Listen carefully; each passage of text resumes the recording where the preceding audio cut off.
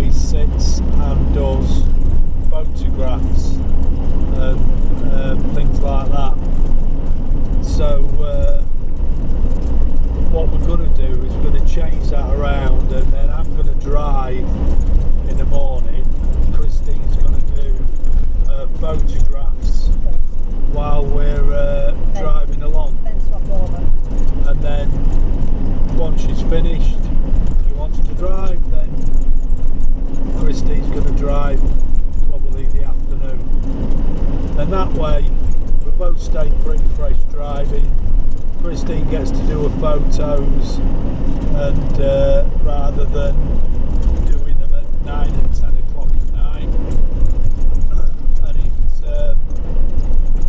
gives a bit of relief on the batteries as well, because when you park up at night and we're not putting a charge in, especially if we're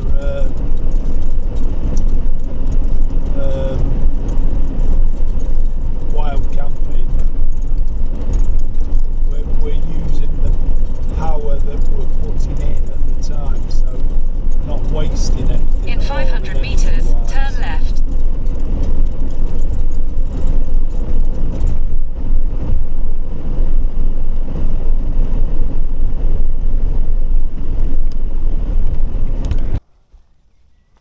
This is our park up for the night, so you can get about 10 motorhomes onto here. This bit of land belongs to the Hindu temple that's behind.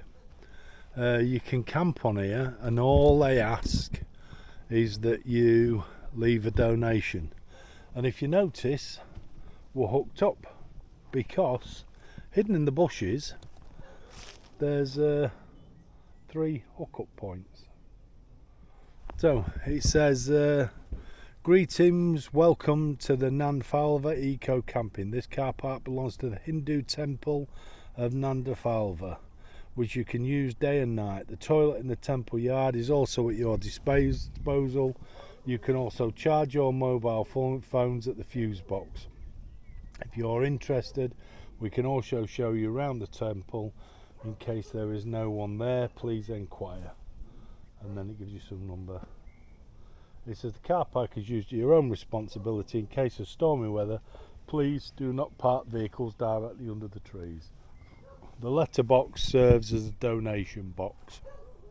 Donations are used to maintain the temple. Thank you very much for your visit, and wish you a safe journey ahead. And that's the donations box, which, I'm going to be honest, it's quite a fair. It's a bit of land. It's a car park really for the thing, but we've hooked up. It's nice and quiet. You feel pretty safe. There's no traffic going up and down the road. I mean, there's next to nothing on the road. It's just a single file track. And we'll have a quick look at the temple. I don't think we'll be around tomorrow morning at 9 o'clock to see it, but we'll have a little bit of a look at what it looks like now.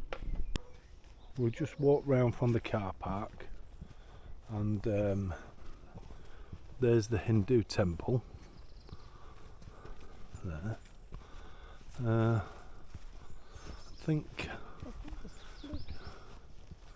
not sure where you actually get in, but well, I think you go in through that garden there, and there's the Hindu temple. I think it's actually in somebody's garden, to be fair. Yeah, Kristen just keeps pointing out the fact that it's closed. If it was a church, she'd have to go and try the door. But anyway, that's the temple. It is closed. We can't, we haven't really got the time to hang around and look around it. It doesn't open until 9 o'clock, and if I can get Christine out of bed, we'll be long gone by then. But there's the Hindu temple now, so they kindly allowed people to stay in their camper vans, which I think is a really nice gesture. Nice. Now you can use the toilets and everything if you want to as well. They're available. We don't need to, we've got our own. So this is where we're staying. So nice and quiet. You couldn't ask for much more than that. That's the entrance to the temple. But like I say, I think that's somebody's house. So you kind of go in through what would be the garden. But I think that's brilliant. And then here's the sign. It says parking and camping. And you all you do is you just leave a donation, which is I think is brilliant. Absolutely brilliant. There's nobody here. Our worry, we thought, oh God, we'll never get hooked up. But there's no one here. We've sat outside, we've had our tea, we've had a beer and a wine. Yeah. And And then more. that's yeah, and Christine's had a whinge. And that'll be us for the evening. Van was cleaned. That's looking good. Brilliant. Morning. We'll be heading towards Krakow today. We've looked and decided what we're going to do. Do something I don't normally do. This is where we parked for the night. I must admit, somebody came about 10 o'clock last night and then left real early in the morning, which I think they did that so they didn't have to pay, or they were avoid paying. There's the Hindu temple, so it's thanks to them we're allowed to stay here. It's a shame that we're not going to be here for long enough to go in and have a look. We just don't have the time, but we will come back another time. Okay, we looked at some pictures of what's inside and it's very strange, so I'll see if I can find some pictures today and I'll tag them in onto it, but they won't be our pictures. There'll be pictures what somebody else has taken and put on the internet. At least you'll be able to see what it looks like inside, hopefully. There's the van. It's getting battered with flies again.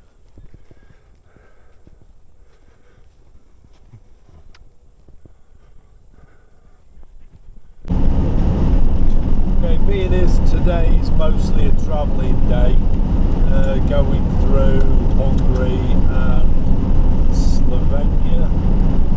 Is it Slovenia? Slovakia. I don't know, another country before we get to Poland. So I just thought I'd show you what it's like. The roads in Hungary are like a billiard table. The main roads, these motorways, dual carriageways, you can't fault them at all. Absolutely brilliant. Interesting fact about Poland: the highest mountain in Poland isn't actually in Poland. The mountain itself, I'm not sure what it's called, borders Slovenia, Slovakia. Christine's going to tell us in a minute. Yeah, it's called RYSY, it's called, and Rice. borders Slovakia. That's what So I'm going through. the mountain borders Slovakia and Poland. Most of the mountain is in Poland, but the highest point of it is in Slovakia. Well, that is classed as Poland's highest point. Bit of an interesting, useless fact for you. There is something that we'll be heading for. When we Norway, and we were looking at the stave churches, and there was a woman that was telling us about stave churches, and one in particular, and she said that one of the all stave churches, the proper ones, are in Norway, but somebody... One's in Sweden and one's here. Oh yeah, one's in Sweden and one's here, and it upset a lot of people, the fact that it was here in Poland, and somebody sold the stave church in Norway, and it was taken down and it was brought here to Poland. So at some point we'll be taking a look at that. We'll be doing the usual ones, which is Auschwitz, Krakow, Gdansk. Gdansk is where the First World War II battle took place. Gdansk is also where the uprising with Lech Wałęsa, the dockers who went on strike fighting for independence and against communism. Something like that. I'll have to look I'll find out more about that. So we'll be going there. We'll obviously be going to Warsaw and a few other places. But at the moment we've got no plans to see anything in Hungary. It's just a country passing through. At the moment, yeah, we've not looked at it, have we? No. And apart from a couple of bits that we saw when we was going down to Turkey. And the same for Slovakia. We've got nothing on a map that's down to see. So it's more something we would have to plan rather than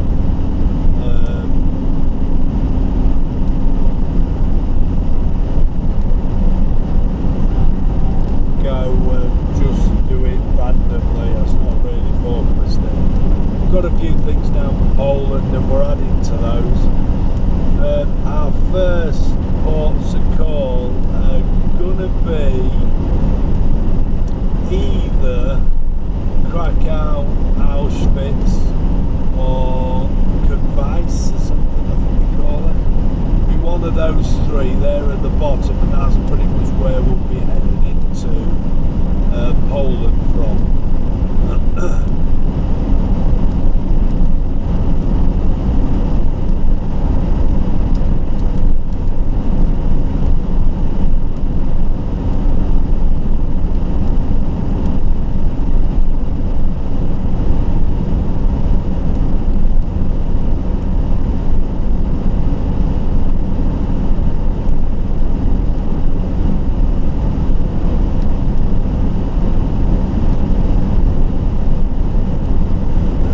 Oh, it's a lot cooler today. We've got a temperature outside at the moment of 22 degrees and it's 10 o'clock in the morning.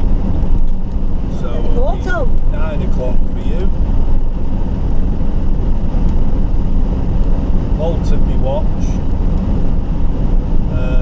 I haven't altered the clock on the van yet. I'll have to do that when we stop.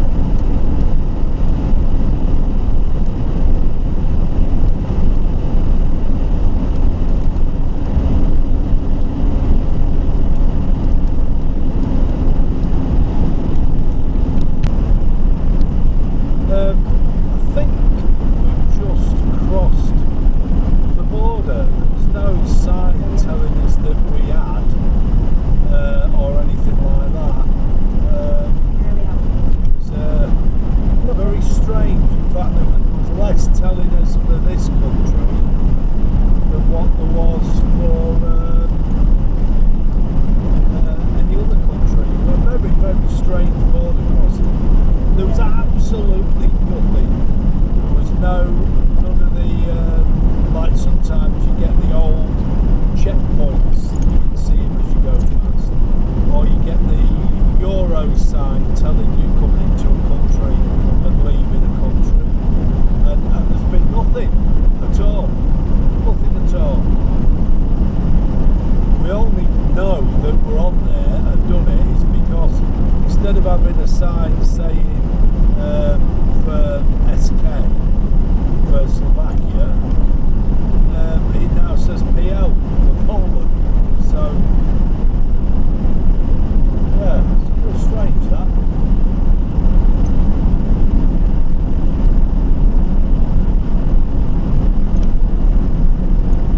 So how many countries have we been through so far? We'll see if we can go through them. We'll probably get this wrong. We started in the UK, France, Belgium, Holland, Germany, Austria, Bulgaria, Hungary. Or was it Hungary, Bulgaria? Missing one. Slovenia. Slovakia. Slovakia.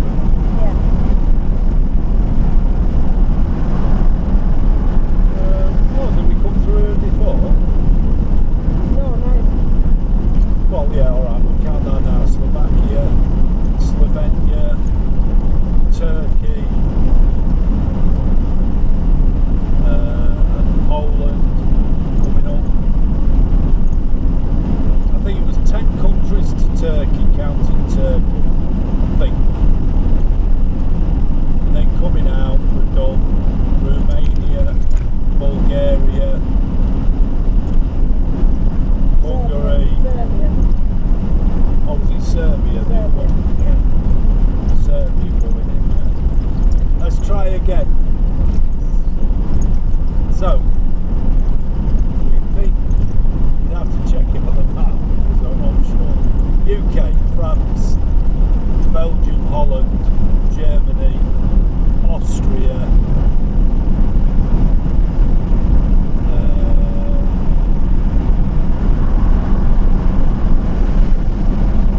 I think we did Hungary, Serbia,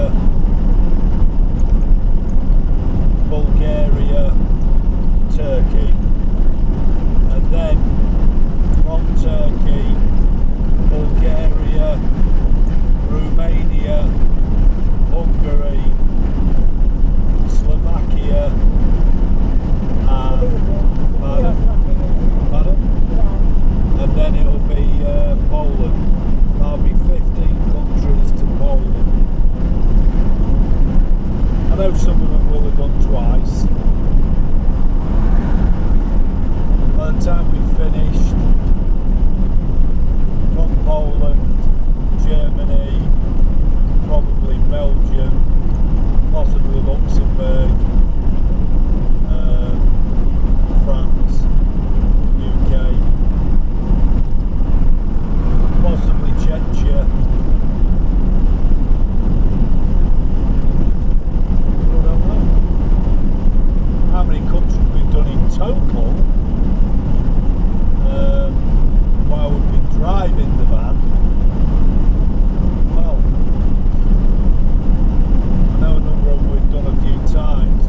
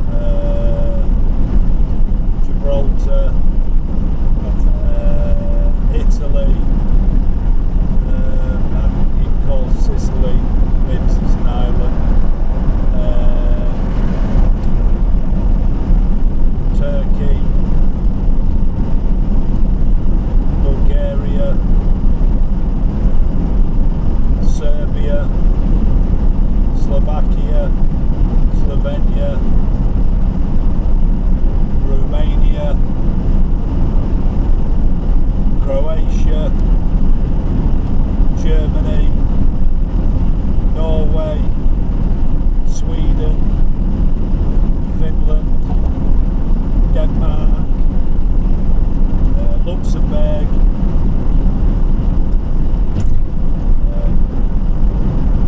Austria,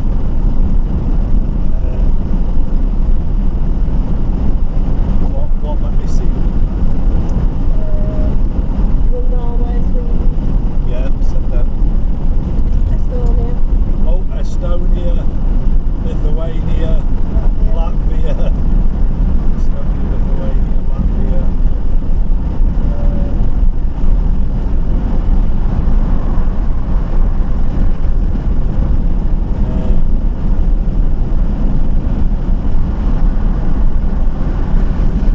Poland when we get there.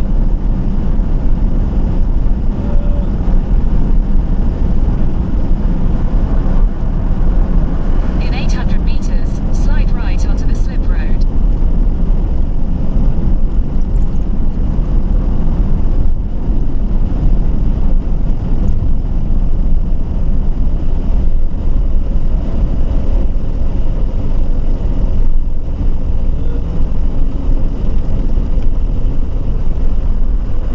Is that it? Are we missing any? I wonder out of that, how many countries are there left in Europe? We've not done Czechia, we've not been in there yet. Which way do we go? I'm telling you. You see, so I can't see. You've gone wrong. I haven't. You have gone wrong. You can go. You have gone wrong. It's added 20 minutes on. Turn you round. I don't think it is. Oh, no, it's not. It's weird because it was an hour and 20, 4 hours 20 up, 4 hours 46. Well, it didn't say going that way, it only had an orange bit on the bit where we had turning back. Should I say? I've lost time. Well, I don't drive as fast as you.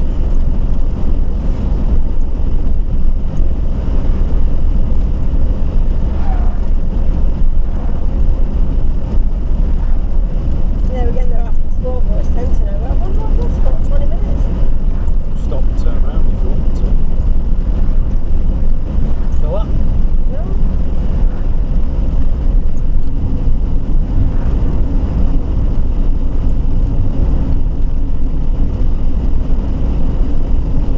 That's perfectly right, correct. There's one that's 15 minutes faster. Which shows a different one. Which shows only an old one, so. Alright. I don't know, it says tolls. They all say tolls.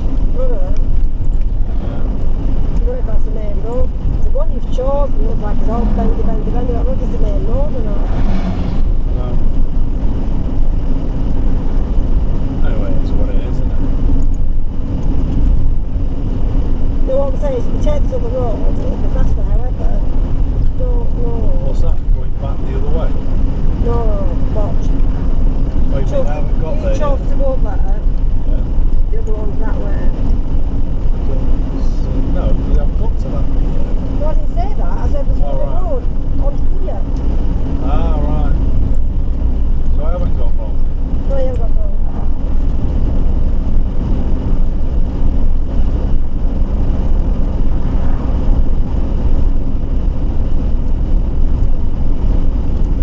So this road you're on now is going to 35 minutes slower.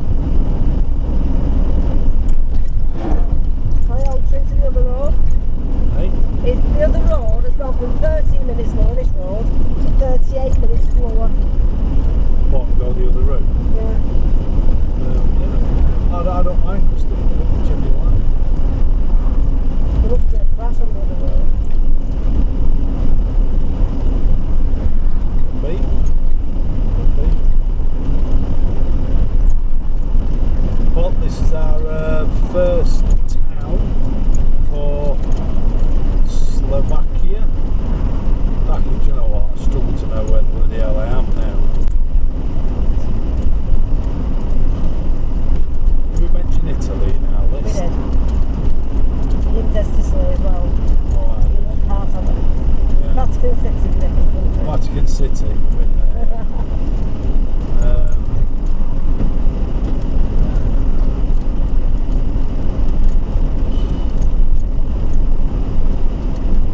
It must be near, you know, we can't be that far short of nearly every country in Europe. We can't be far away. We can't do Ukraine, we can't do Belarus, we can't do Georgia, or Russia, Georgia. Well, we've not really done Serbia. We're going to do a fly drive, so you can't drive out of it, can you? No, but we've been there. Oh, then.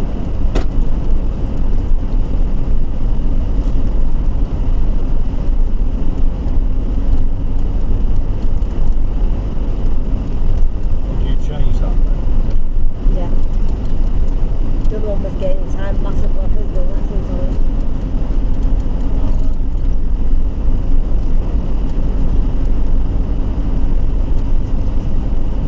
It's best doing.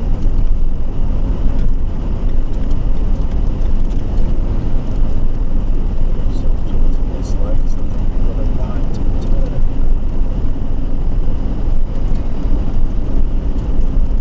Is that your glasses cleaning going? Well, I said we have millions of them cleaner things.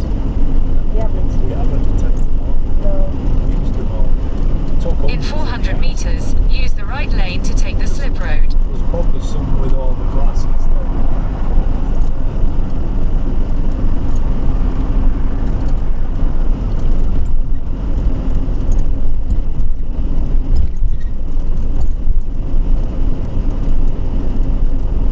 Use the right lane to take the slip road.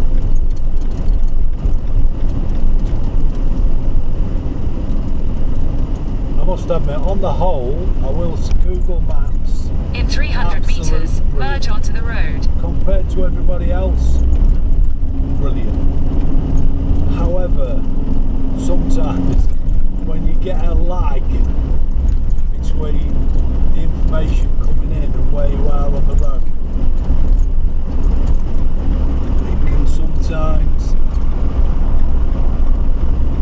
Continue for 4 kilometers.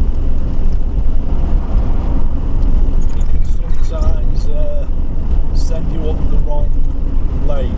Sometimes it tells you to do one thing and actually you end up doing, you do what it says, you end up in a right mess.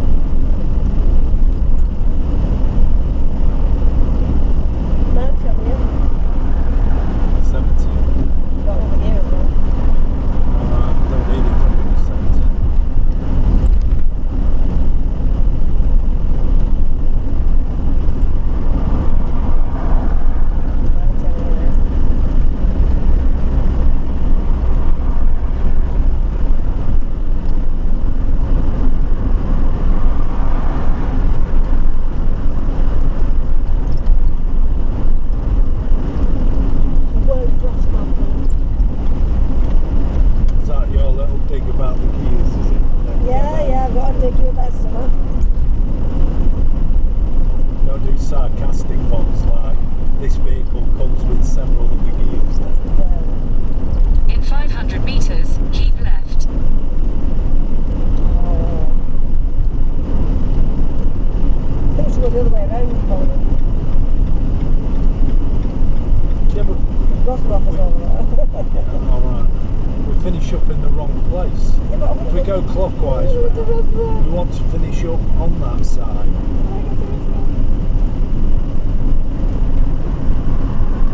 Better place in Poland, though. Keep left.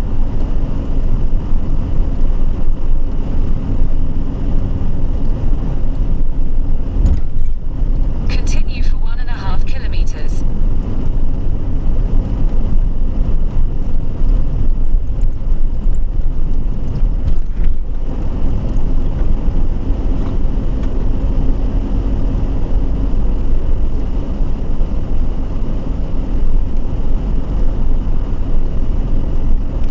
I must admit, trying to pick some of these roads out when we keep coming up, looks like spaghetti on the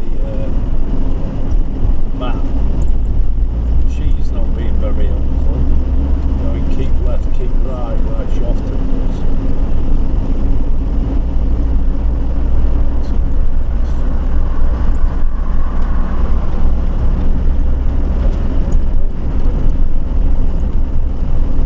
We have learnt over the years is when we're driving through a city to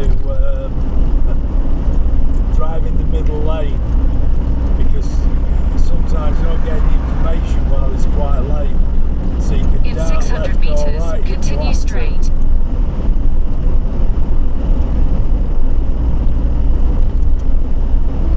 How cheap is fuel?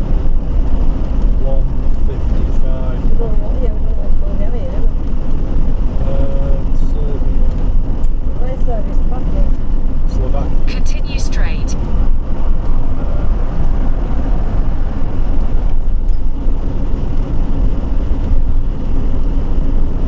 It's that many countries. Continue for and that many places. 105 I can't kilometers. remember what each country has, money wise or anything like that. June, July, the wettest time in Poland to visit. I'm gonna have to come back again and go and see it. Did you hear that? June and July are the wettest times to visit Poland. 80 millimetres of rain each month. Well, it is what it is.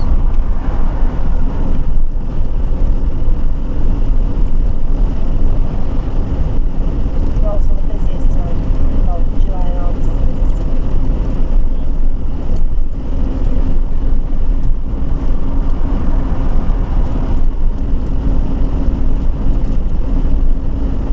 Well, their wettest times were like February, March, or No, July and August. March, April. July and So, August. like our April, May. July and August. Literally.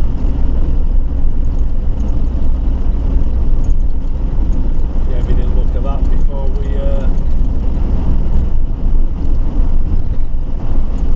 The weather's been upside down anyway, hasn't it? Did ours, yeah.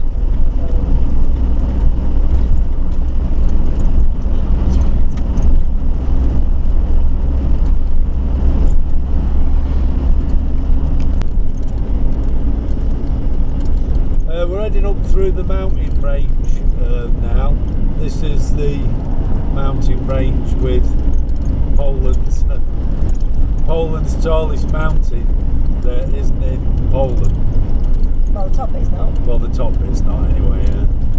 The peak isn't. So, actually, it's one of them, I think one of them pub quiz questions, that one's quite a good one. It is a good one, right? Yeah. You should remember that, just in case you're ever in the pub quiz. Yep.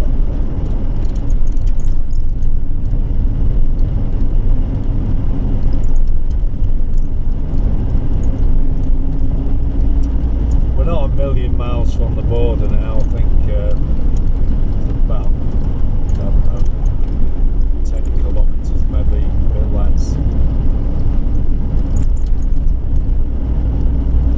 what we have noticed is when you look at saying that now you don't. When you look at a lot of the houses, the hotels, they have that alpine feel to them.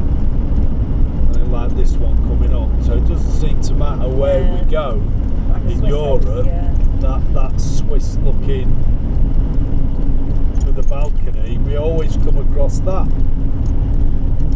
But the weird thing is other houses, depending on where you are in the country, are different. But it just seems that you get in a mountainous region, and all the European countries seem to follow that same style.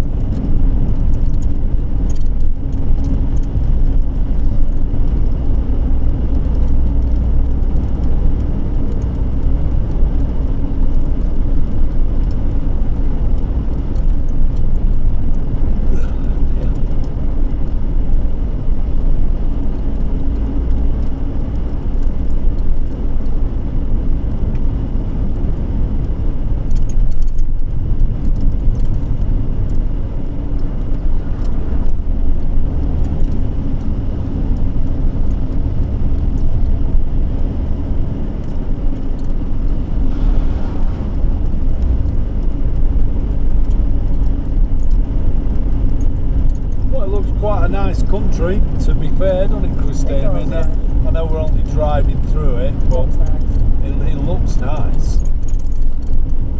Not many things to see. I've not looked at things to see yet here, so.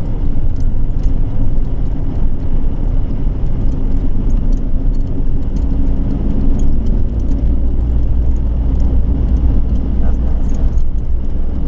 Yeah, they just have that alpine feel, don't they? Yeah. I wonder which country came up with it first.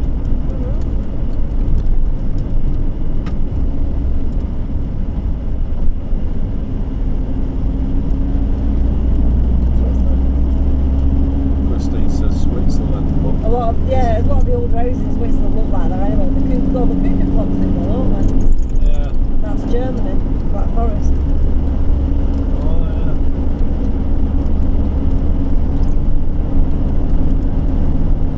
So I don't know. Well, a lot of Switzerland's like that anyway, isn't it? Yeah.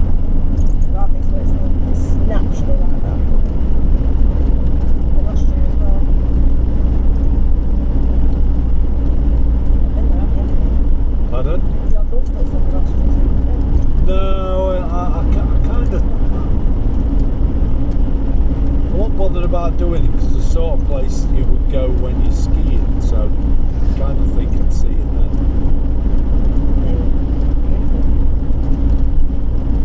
Ski resort over there to your right. Yeah. Wow, that's pretty. It's got a lot of slow machines on it, so much it is. Yeah, it's difficult for you to see now, but it's all skiing over on the right. Pensy and Bechet. That means room. Means what? Oh, does it? How do you know all these things for all these different countries, all these different words? And yet won't try to use them on your foreigners when you see them. Is it because they should all speak English? No. When you try to speak foreign language, they always know that you're English. Yeah, well They say, don't speak in I French. can't help myself but talk English, but try and put it's a bit like, what's that TV programme that was set during the Second World War with in the cafe with Renee. I can't remember what they call it now, but they all spoke English but had a twang of, you know, like the Germans taught. This is the Frenchies where it was a bit more. We do this, and then the Italians. So that it calls kind of- towers, do you? No, I want Fawley Towers was set down south of England somewhere.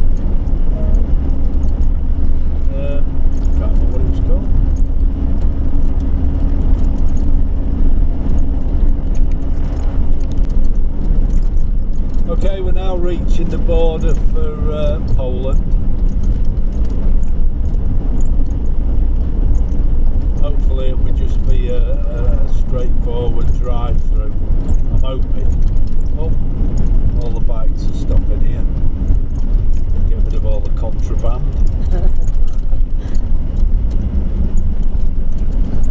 Don't know why they've, unless they're stopping at all the borders. Continue for 7 kilometers. So, yeah, this is the border.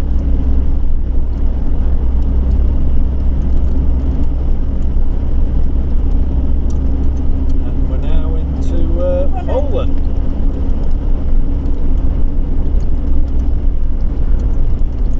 140 on the motorways here.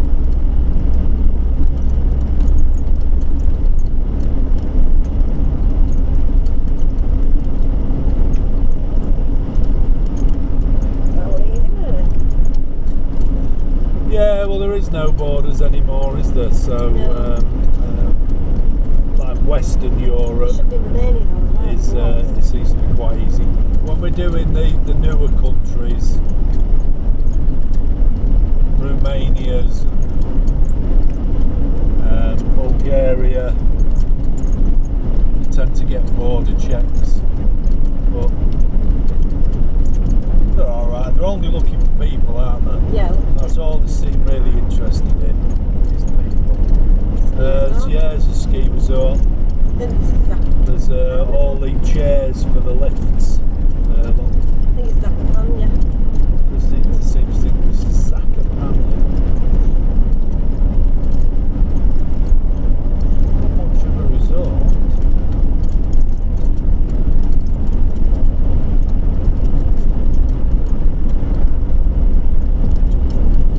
I'm wrong, it's Jurgo. Jurgo. J-U-R-G-O-W. J-U-R. G-O-W. Jurgo. Jurgo. Never heard of it. Anyway, we're into Poland now. We'll be in Poland for quite a while now. So 3 weeks or so. yeah, next couple of 3 weeks possibly, unless we decide to do something else, which is highly likely. We've not stopped, and we were going to have a bit of a break on a beach somewhere, but don't see us doing that in Poland. Don't see us doing anything like that up here, but you never know. You never know. Let's take a notice. Yeah. Christine can't wait to go to a place called Rostov, I think they call it. Rostov. Because it's full of gnomes. They're Like brass ones. like brass gnomes all over the There's city. thousands of them. Yeah, nearly every street's got different ones. On buses, trams, boats, Yeah. hotels, shopping centres, everywhere. And you're going to find them all. So we'll be there for a while, doing on a gnome hunt.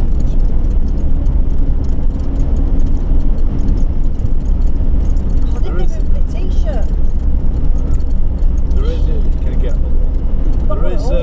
There is a place somewhere, not in Poland, where it's full of little people, isn't it? China, we're going there as well. It's in China. Yeah.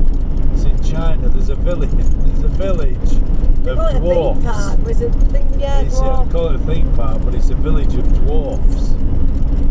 So We're going there. yeah. They entertain you. And you see So we go to China. We're off to see a village of dwarfs. Welcome. You'd never get away with that here, would you?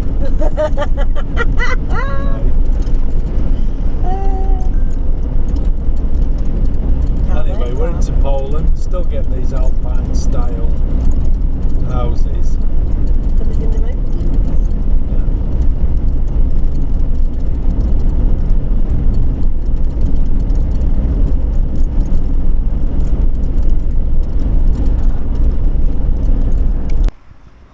Okay, we've bombed it all the way without Estonia. Wow. We've bombed it all the way to Auschwitz, Birkenau. We figured that if we could get here, because it doesn't shut till 7, and then the gates actually lock at an hour and a half after, I think. It says so on the website. Yeah, so we'd have until about 8 o'clock. We thought, well, let's not mess about. So we've bombed it here. It's about 5 o'clock now, and we're going to have a look around Auschwitz. We'll film what we can, and then we're going to stay the night here, then get up in the morning fairly early and head for Krakow, and we'll be on a campsite in Krakow, but we're hoping we can get there, do the day in Krakow and spend the night, and then we can move on, because you're talking at some of the places in Krakow for a night on a campsite, 33 quid. they're like 33 quid.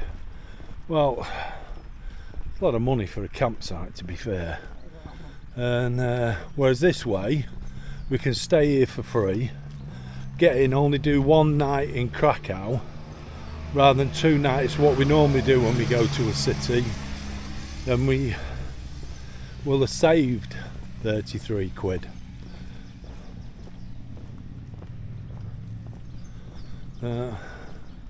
Anyway, we think we're on the right lines for, I don't know. we'll see.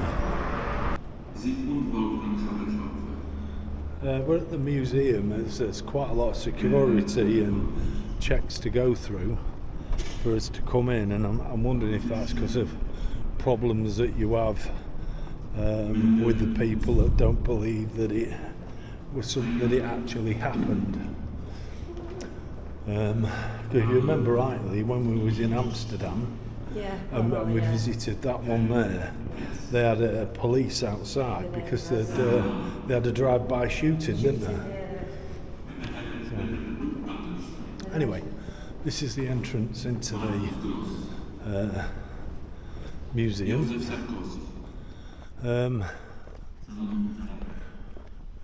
Strange, really.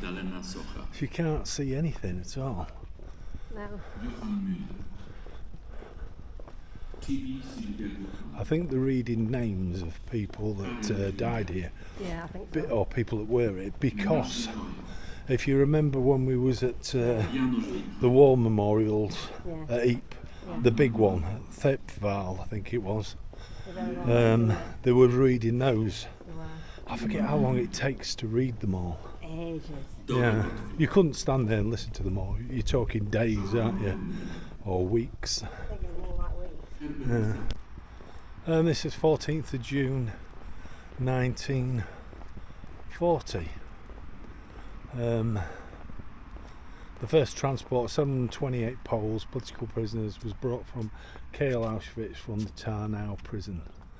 So these must have been them.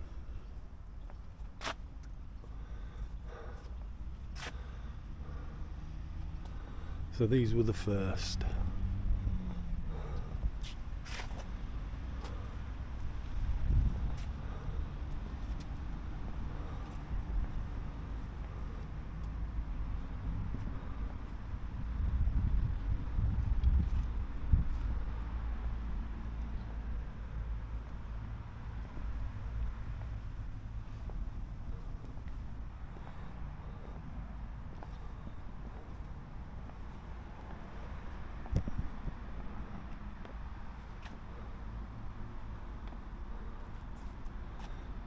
They seem to have everybody's picture.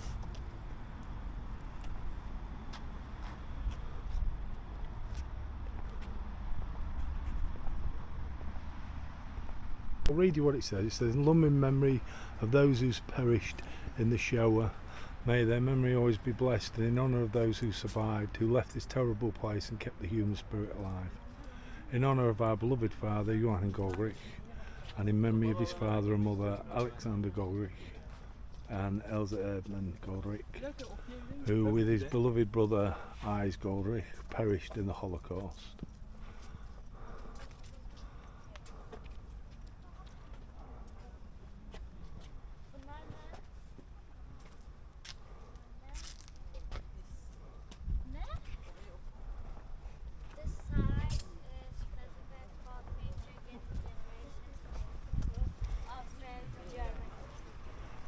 I wonder why some nations are in capital letters and yet others are not. I wonder what the reasoning. I wonder why they get a lower status than they get. Yeah, but London's on there as well as the United Kingdom. Well, where does it say that? United Kingdom, Yeah. London. Oh yeah. Paris, You got Vatican. France. Well, that's a separate No, how strange is the that? city of Paris. And This France. is in large capitals. This is in slightly smaller capitals, where it mentions Vatican City of Paris and London again, and London's actually lit up. Strange, or looks like it is. And then these nations are only lit in a smaller thing, and I don't really understand. No. Apart in the city of Boulogne. That's. I wonder why they chose to give some a higher ranking status than others. You'd think that if you learnt one thing from, I don't know, things and places like this, are we not all equal? I don't know. Maybe I don't know what the reasoning for it is. Anyway, here's a map of the camp. So.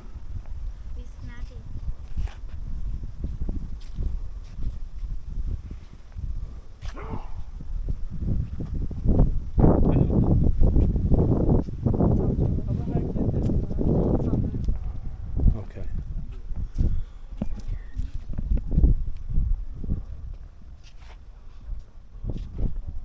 We'll find our way. Quite big, isn't it? Yeah. Very big.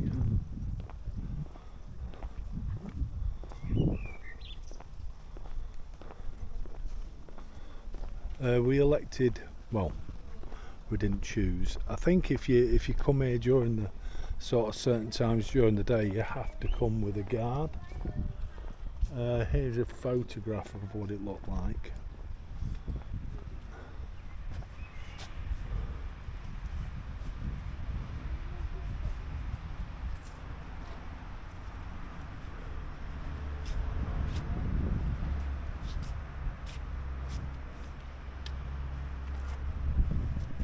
Bloody hell, look at that. Yeah. It says on here to conceal what was happening in Auschwitz and to reserve further lands for future industrial and agricultural activity. In 1940, SS declared an area of 40 square kilometres around Auschwitz and Birkenau as an intersection bay or special interest zone. Most of the Poles living in the area were expelled in 1940 and 1941. Some of the houses from which the Poles were evicted were assigned to SS personnel and their families. Some were used to house services for the SS garrison, others were dismantled. From 1940 to 1944, the camp authorities set up various farms, factories and workshops in this area, using prisoners as slave labour. Within the Intercephabate, or special interest, many thousands of prisoners died from beatings inflicted by SS guards and prisoner overseers kapos from the inhumane conditions of slave labour, or were simply shot. Nice.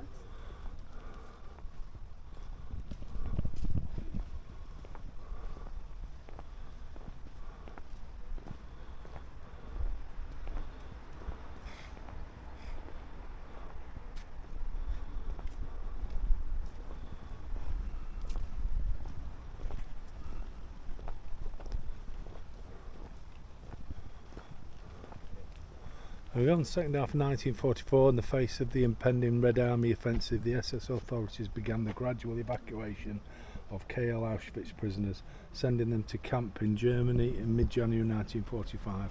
The final evacuation and liquidation of the camp was ordered from the 17th to 21st January 1945. Some 56,000 men and women prisoners were marched out of KL Auschwitz and its sub-camps in evacuation columns. Many of them lost their lives during that tragic march, often referred to as death marches. Do you remember when we went round Germany and then we was at, oh God, I can't remember what camp we was at, and they did the big map on the wall of where all of the camps are. Yes. There was hundreds and hundreds yeah, of them, there was. wasn't there? Yeah. I can't remember where we were. No, I don't know where we were. Yeah, there was. It was unreal, wasn't it? It was near one of the major cities. I think it was something like Hanover or I can't remember. We're going to follow the route that's given us on the boards.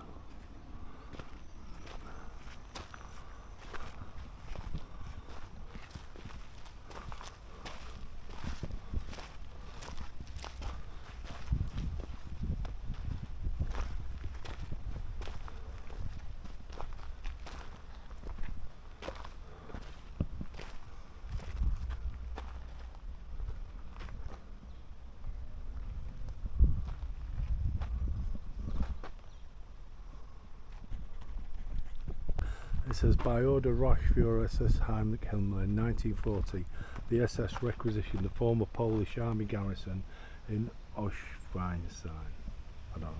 That, yeah, well that's in Polish, isn't it? Yeah. That had been taken over by the German army after Poland's defeat in 1939. The concentration camp the SS set up here was later called Auschwitz I. The prisoners were mainly men, initially mostly Poles, later transport of Jews and others were also sent here. In certain periods the SS also held women and Soviet prisoners of war here. The Commandant's office and some SS officers were also here, and the subsequent expansion of the camp complex was directed from here. And there's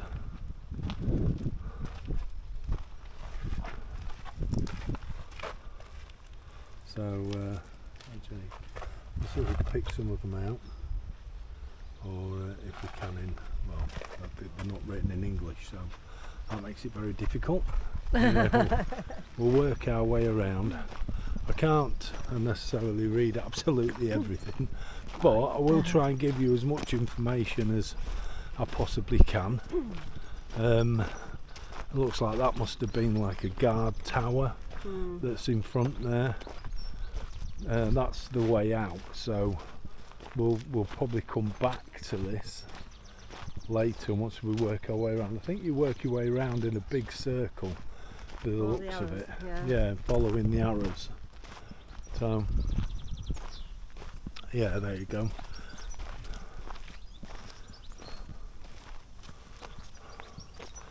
Do you know, I can never remember what the sign meant. I keep forgetting what it is.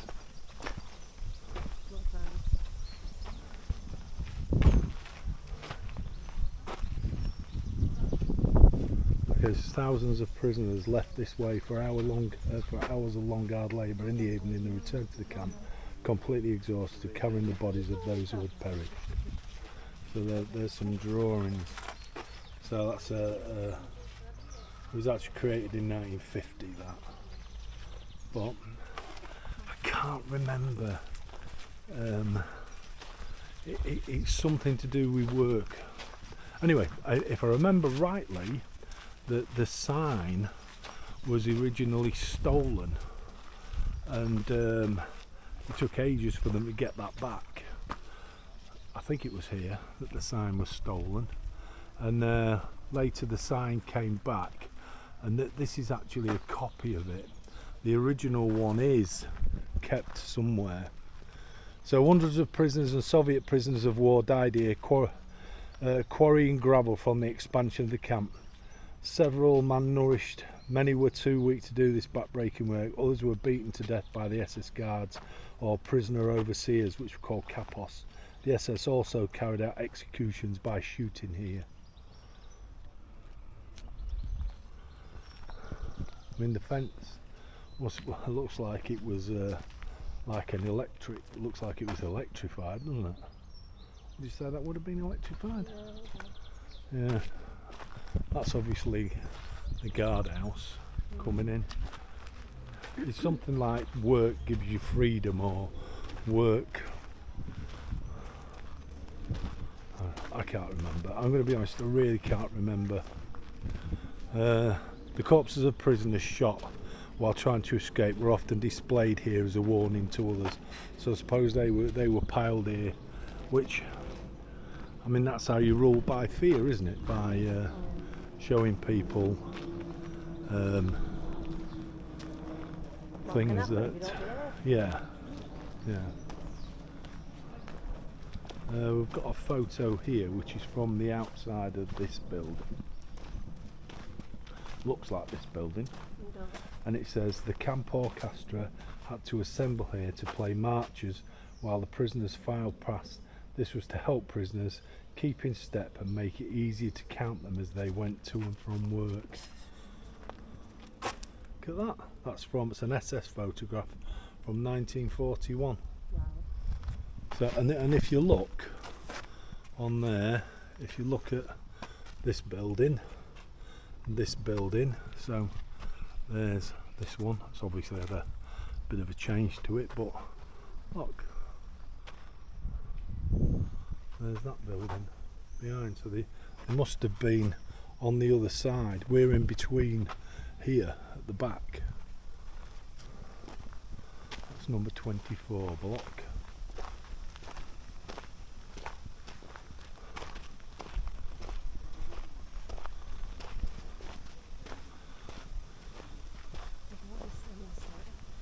Okay, let's have a look. We'll try and keep it going for as long as we can. Following successful escapes by Polish prisoners, the German police would sometimes arrest their relatives and imprison them in the camp. They were made to stand here under a sign stating that until the escapee was apprehended, they would remain in the camp. This was meant to be a warning to other prisoners. I think it's a very powerful thing, is fear. On the 7th of October 1941, a camp was established in Auschwitz for Soviet POWs, Russians. About 10,000 men were registered as prisoners and held in a special fenced-off compound comprising blocks 1 to 3, 12 to 14, 22 to 24. Most of them died of hunger, hard work and SS brutality. Many others were gassed or shot by order of a special Gestapo commission. Those who refused to work were forced naked out of their blocks in the freezing winter weather and doused with water, as a result of which many froze to death. Within 5 months, by March 1942, some 9,000 had died. The remainder were transferred to the newly constructed Auschwitz II Birkenau. So that must be, yeah, no, that's where we're. No, Yeah, yes, I get that, but right, that yeah. relates to this area. Ah, okay. So that's that fenced area, which we will come past again Yeah. in a bit. So we are led down this way. Before that woman, she came down here. Okay, we're going to take a look in hut 16. The title above the door says "The Tragedy of Slovak Jews, Prisoners from Bohemia at Auschwitz." So I presume it's a bit about those.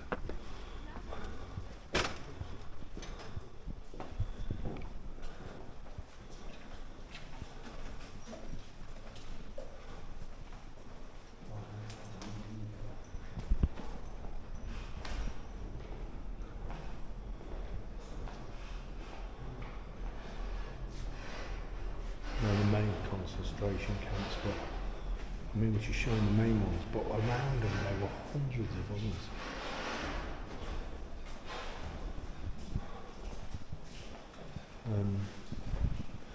There's Sobibor. Sobibor was a really good film about a lot of prisoners, a lot of Jews that escaped from there. They overthrew the camp. That's well worth a watch. I think it's called Escape from Sobibor.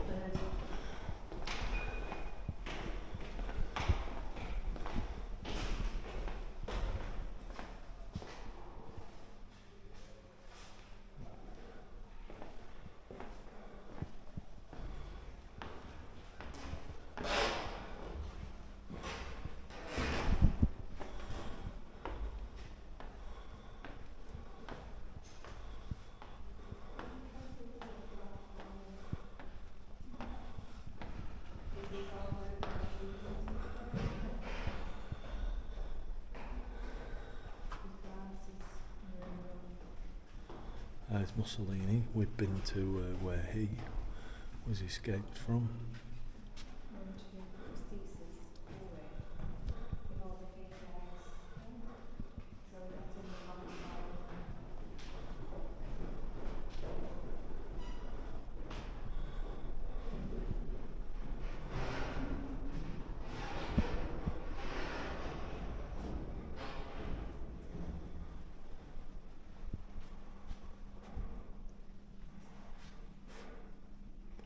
This was following the assassination of Heydrich between June 1942 and April 1943. The Gestapo head officers in Prague and Brno deported hundreds of political prisoners to Auschwitz in more than 40 larger and smaller transports.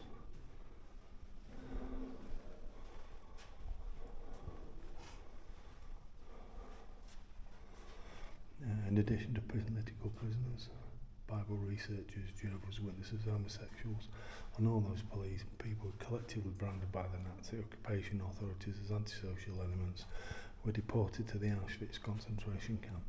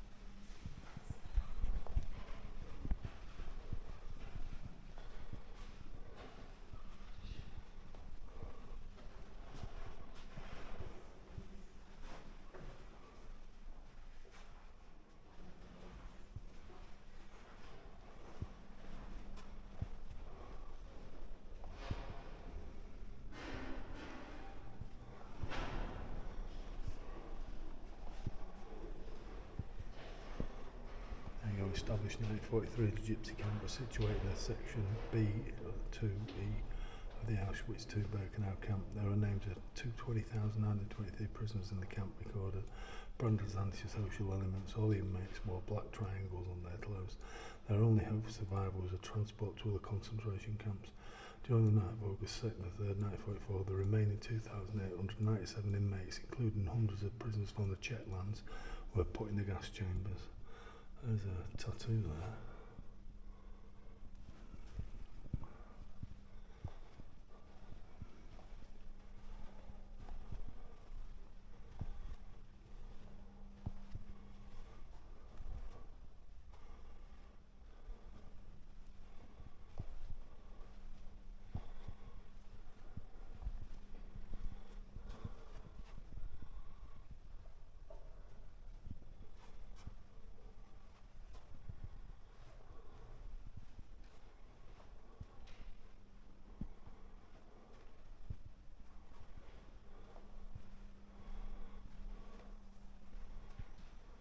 This must be all of the Czech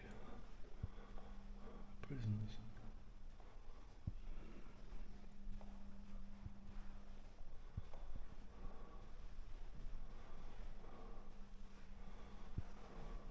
See each person is pictured hat, left, right, front.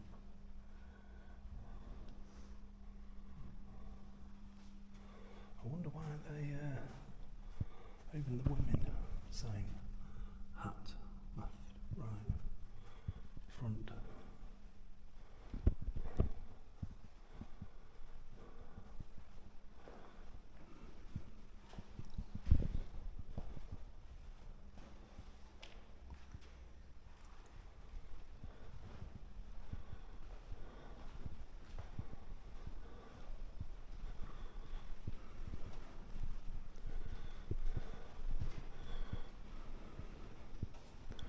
I think it's quite impossible to go around and read everybody's story.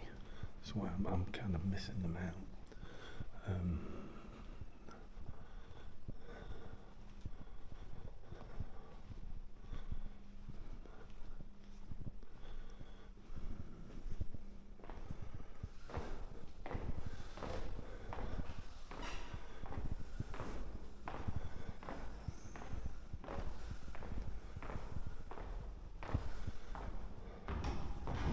And there's some significant dates on the wall, but I don't really know what they all relate to.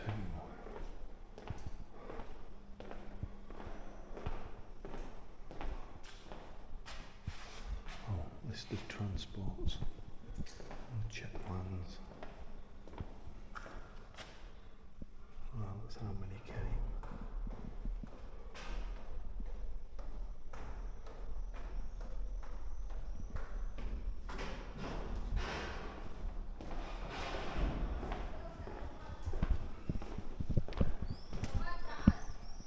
I think that's more of a exhibition than anything.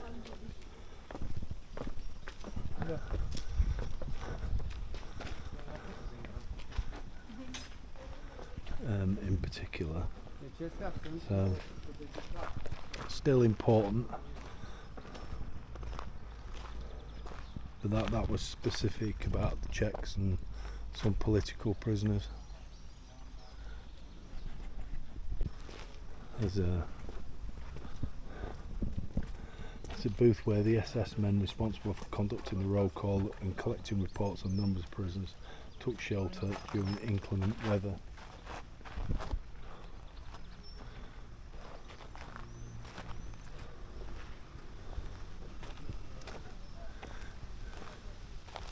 In this place, the man in charge of roll call received reports on the number of prisoners present. In the event that any of them were missing, the remaining prisoners were punished by having to stand at attention for long periods of time, regardless of weather conditions. To intimidate the prisoners, the SS carried out public hangings here. The largest such execution took place on the 19th of July 1943 on a specially constructed gallows. The SS men hanged 12 Poles suspected of helping organise the escape of 3 other prisoners, as well as of maintaining contacts with other local populations. After the war, the museum reconstructed the gallows so that this is where they were hanged. So this has been reconstructed, which is 2 railway sleepers onto the posts, and this is where they were hanged. And these are the 6, 7, 8, 9, 10, 11. There's 12 there, is there? Yeah, 12. 4, 5, 6, 7, 8, 9, 10, 11, 12. There was 13, I think he said. On that one, there's one missing. I'm sure it says 13, yeah. Oh, 12, does it? Oh, right. It is 12. It is 12. And that's where they were hanged, so everybody can witness. I presume they had everybody stood out on the front, all along on the things onto there. So, are we working our way down and then up then, Christine? In those each one thing. So on this side, look away in there, all these, and then the other. Yeah. That's all you can do, isn't it? Remember Yeah. from that bottom one. Wow, we're working differently. So, yeah, let's have a look at the fence. So it's the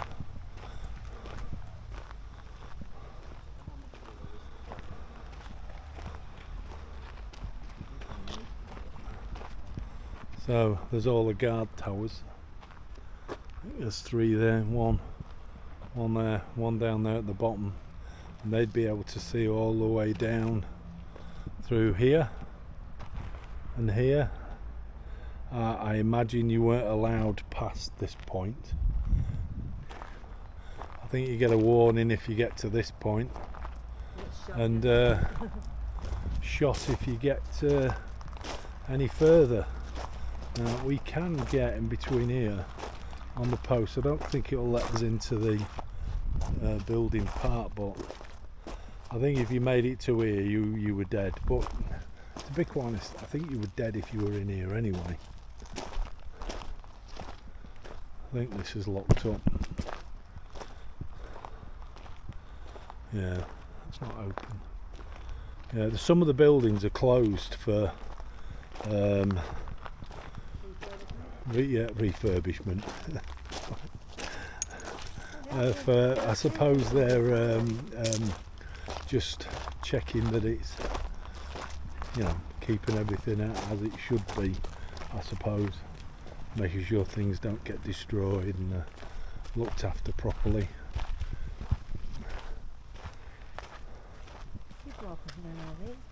We'll walk down there. We'll keep walking like that till we see she's come round now. Well, now she's doing that little square thing at the back there. Oh, is she? Mm-hmm. Oh, down there? Mm-hmm. Okay.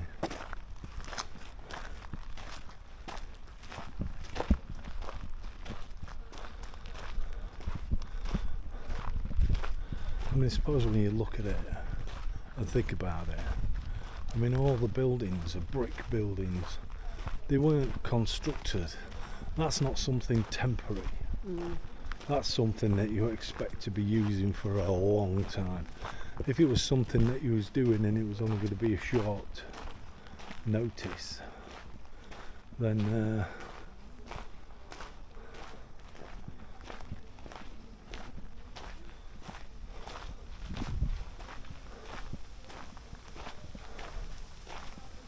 I'll have a read of what this one says.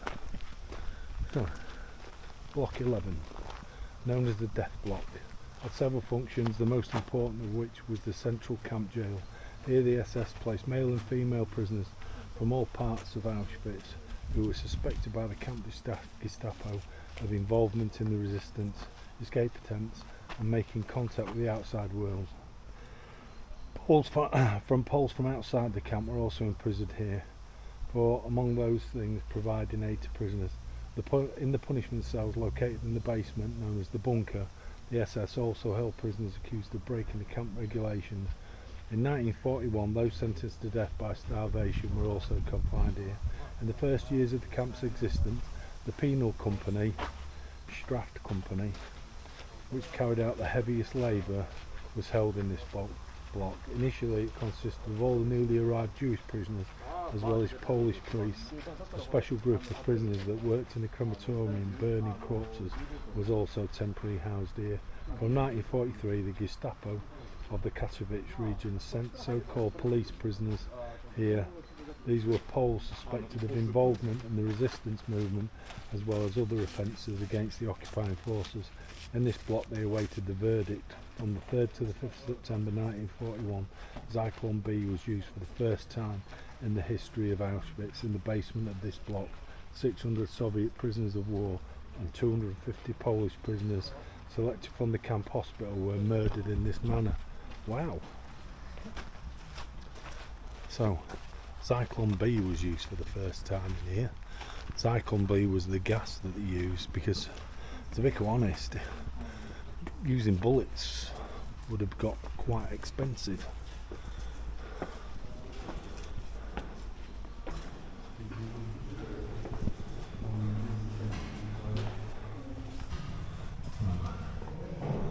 That's obviously, it says the orderly SS officer who was on duty in this room often executed the sentences.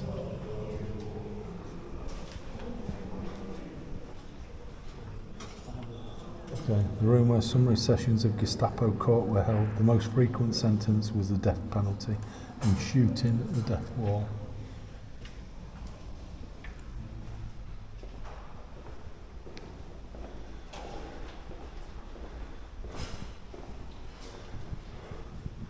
The police prisoners who were to be judged by the summary court were put on the ground floor of barracks 11.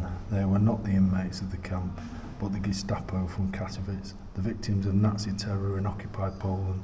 Most frequently they were sentenced to death, rarely to be put in the Auschwitz.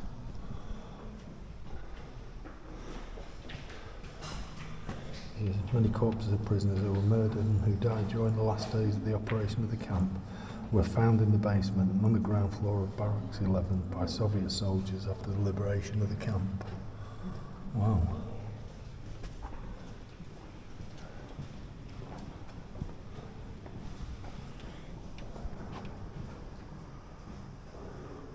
So this is what it looked like in 1941.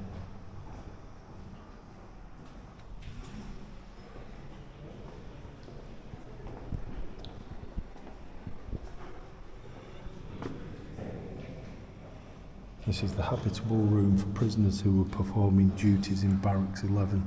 So these were trapped better, look.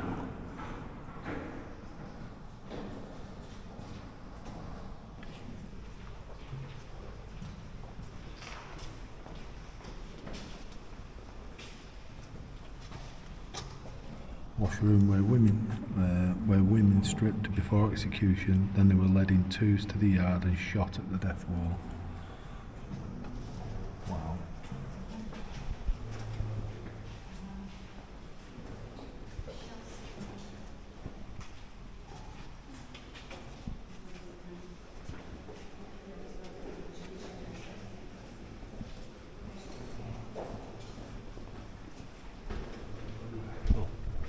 This way. So we're going down into the basement now.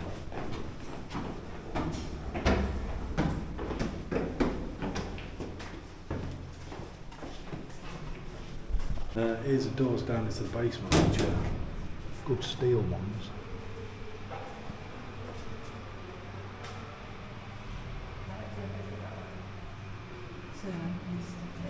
Pardon?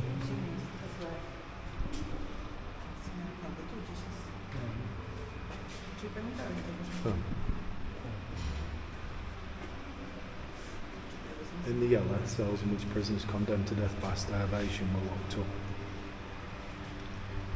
in 1941. So, that one, that one. Cells in which deaths by suffocation happened due to the limited air access. Or in the green, which is number 20 and number 8.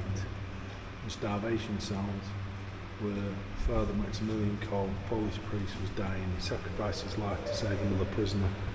And there is in orange, so it's there. And then standing cells are these. And course of visiting. I don't really know what that means, but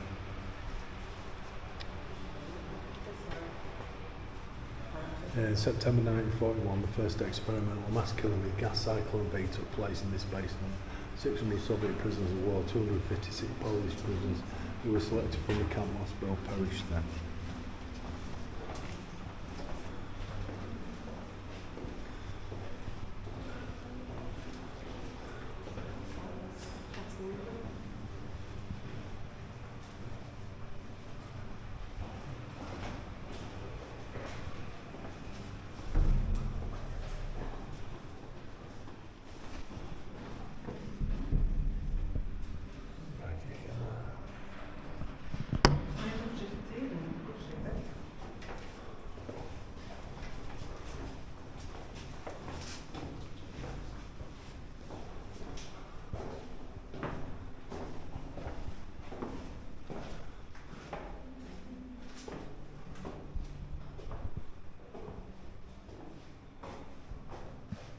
These must have been like standing cells. To be quite honest, you had, when we were looking at what the Russians were doing in Estonia, and you had the, what do they call it? I can't remember what they call it.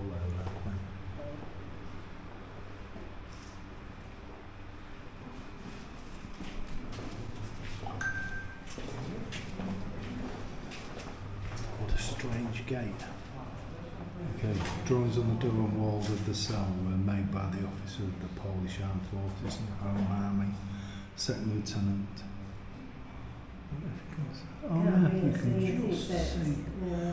Just see. That's brilliant.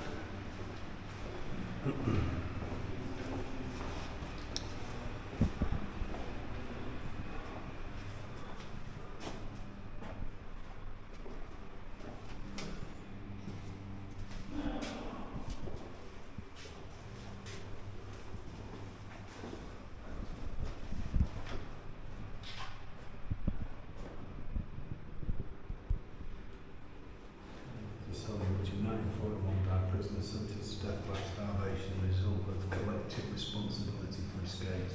One of them was Father Maximilian Kolb, a Polish priest who sacrificed his life to save another prisoner.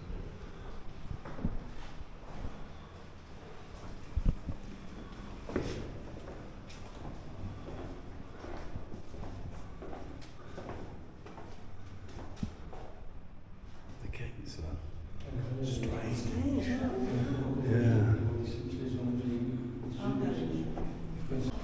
We're back upstairs again now. That is weird.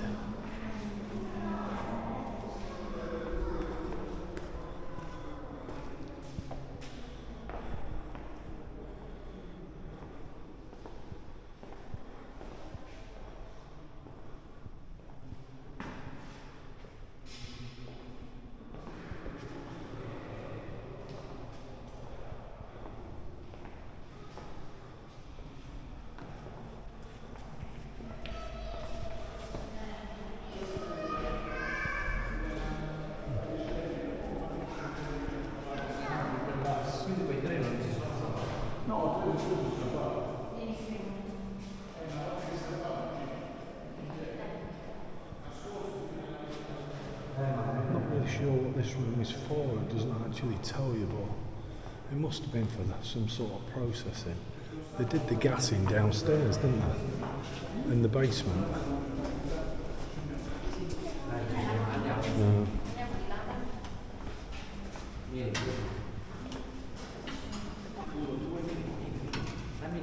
This way.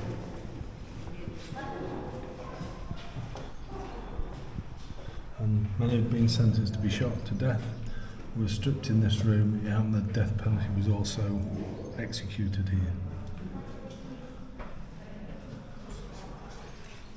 Oh, there's that actual stretcher there, look. In the corner. Yeah.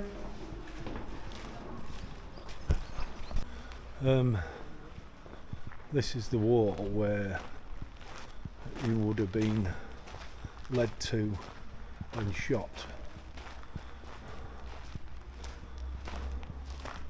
So there's memorials to that on there. I mean, that's obviously a different cover and coating on it. I think whatever's behind it is what's protected by what you see there.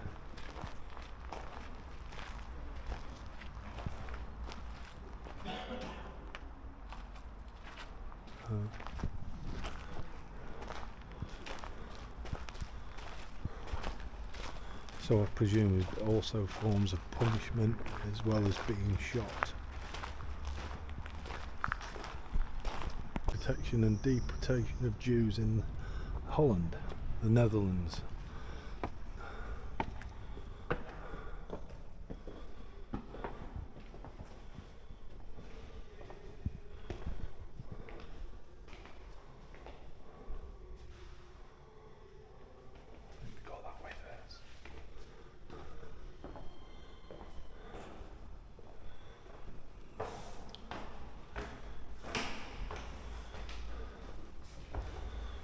Seems like what they've done is some of the areas are specifically made for specific people.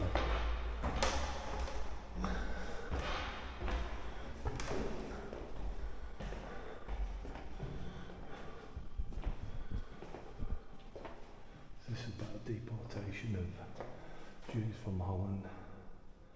So how is it possible that 107,000 of the 140,000 Jews in the Netherlands were deported to German concentration extermination camps? How is it only possible like 5,500 survived? So there was 140,000 Jews in Holland.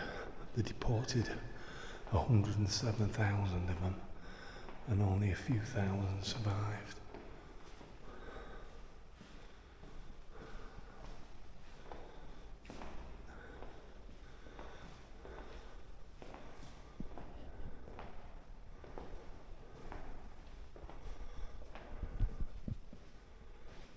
We had a radio, we read things in the paper now and then, but Germany and the Netherlands, things like that didn't happen.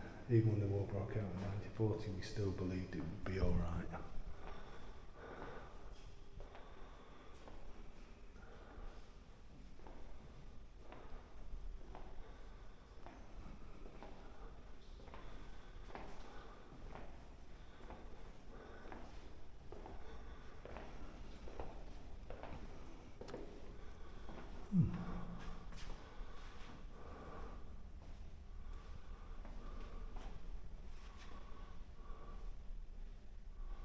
I think that's to do when near the end of the war, where Germany cut off a part of Holland and the people were starving, and that's an airdrop.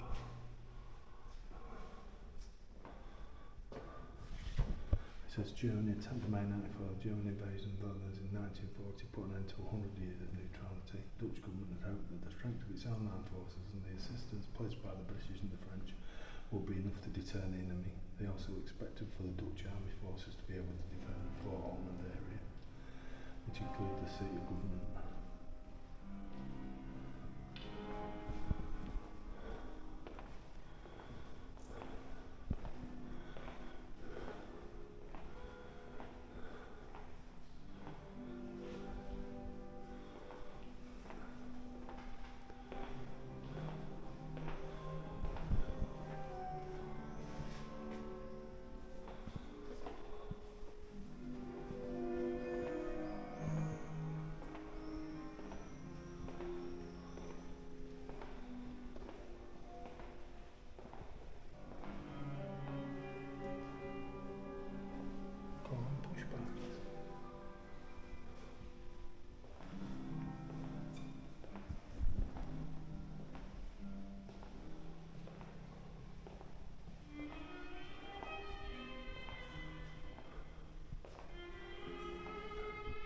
In 1942, diary of a shopkeeper in Friesland said, "Try not to think about it too much because it only makes you miserable. At the moment, a human life does not count for much, especially if it's a Jewish life."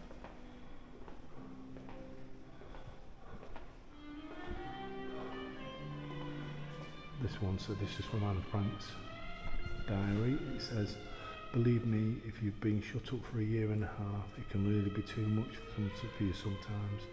I long to ride a bike, dance, whistle, look at the world, feel young, and know that I'm free."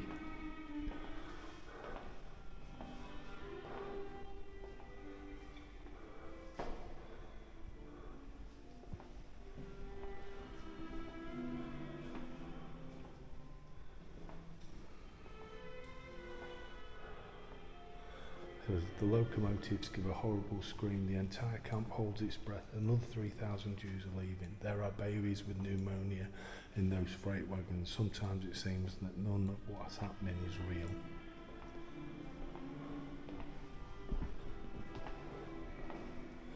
Wow. Jeez. This is the names of the Jews. So it says, the Dutch in Auschwitz, almost 60,000 Dutch and foreign, mostly German, Austrian Jews, together with 245 gypsies, were deported from the Netherlands via Camp Westerbork to Auschwitz-Birkenau. The concentration camp and extermination camp was the final destination for 65 of the 99 trains that left Westerbork. The first 50 departed between the 15th of July 1942 and the 23rd of February 1943. For Auschwitz, from the Boulevard de Misère, as the long straight road and along the railway tracks in Westbrook became known. Then for a time the final destination was Sobibor extermination camp. Then between the 24th of August 1943 and 3rd September 1944, a total of 15 trains from the Westbrook again went to Auschwitz. The final train from Westerbrook also transported Anne Frank and her family to Auschwitz. Most Dutch Jews died at the Auschwitz-Birkenau gas chambers. Those selected for the labour camp suffered a slow death. The work in Auschwitz, or one of the many sub-camps, was usually inhumanely hard labour. Starvation, food rations, insufficient clothing, inhumane punishment contributed to the high death toll. Infectious diseases also took their toll. In total, almost 57,000 Jews from the Netherlands died in Auschwitz. An unknown number died after the camp's evacuation during the death marches and in the camps to which they were evacuated. Non-Jewish Dutch political prisoners were generally not transported to Auschwitz. They were given prison sentences in the Netherlands or in Germany, or were taken to Vught and subsequently deported to camps such as Dachau, Birkenwald and Sachsenhausen. Women were generally sent to Ravensbrück concentration camp. Only a few dozen political prisoners were sent to Auschwitz from these camps. And these are their names. Look at it. I mean, they only get a very tiny mention. Like Safaridge was Claire, 10/7/1940. Wow. Safaridge Sarah. And look.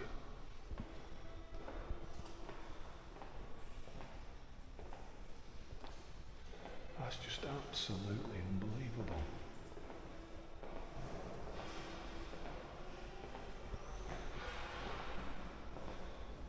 Absolutely unbelievable.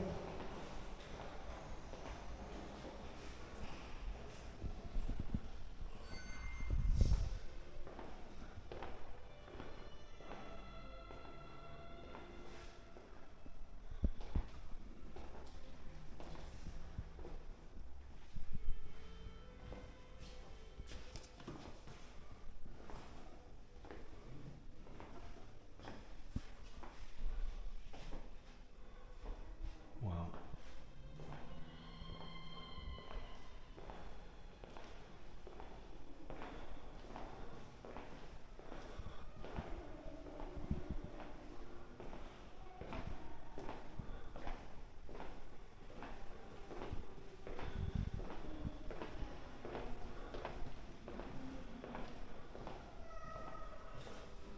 There's a statement there, another one from Anne Frank's diary. It says, "I see the world being slowly transformed into a wilderness. I hear the approaching thunder that one day will destroy us too. I feel the suffering of millions." That's from Anne Frank's diary, 15th of July 1944. What a strange thing for a young girl, still at school. I think she was about 14, I think, something like that, to write.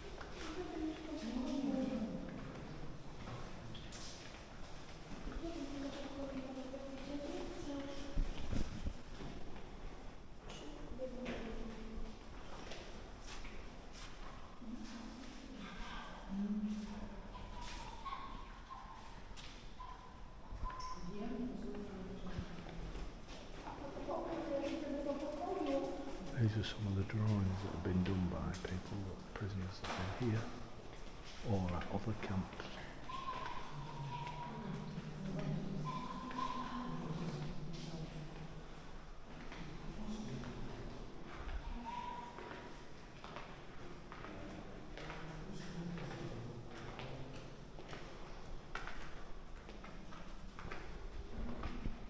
There again, the pictures are always face on, hat.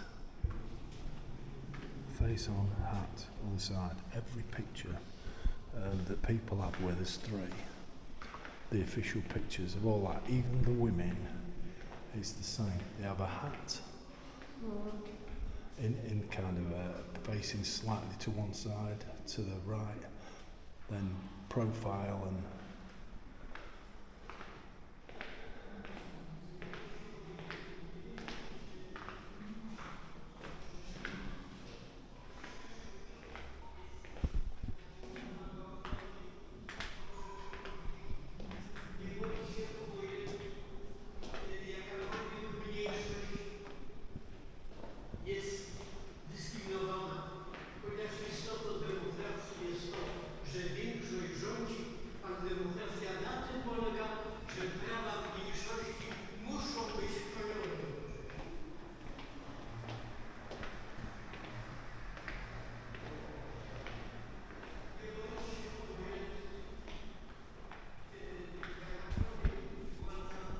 places. In total, approximately 250,000 Poles were deported to Auschwitz in the years 1940 to 1944. And so here's a book of names.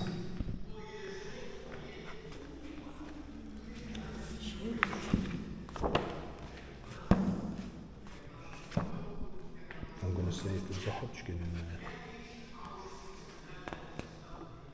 Not unfortunate.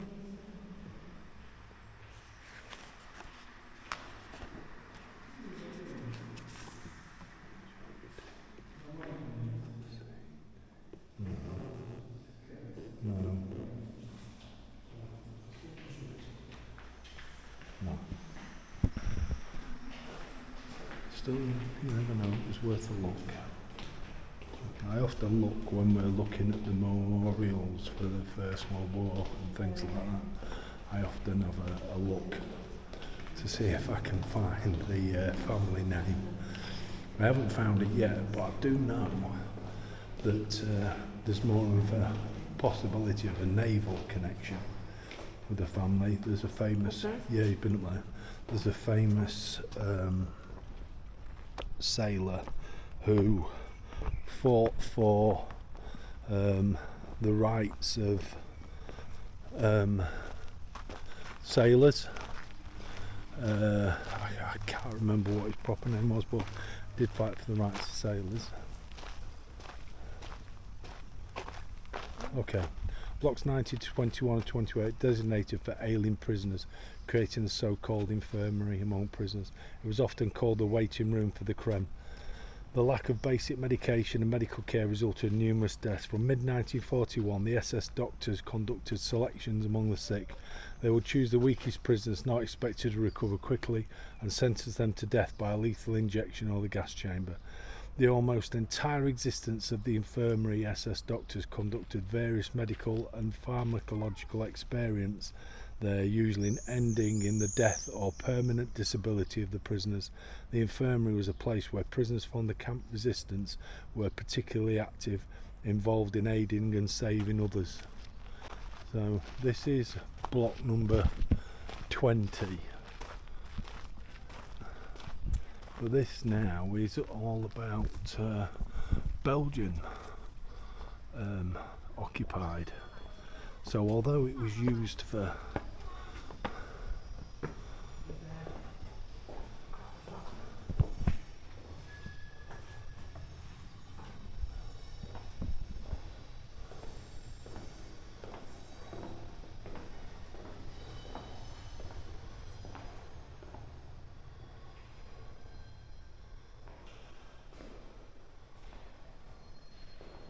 so this is dedicated to the Belgian, that's France, never mind, and that's to do with French.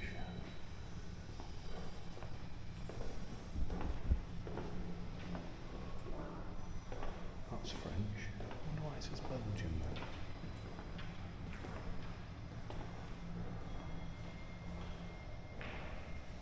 then. Yeah, this is France. This is not Belgium. It says Belgium on the door.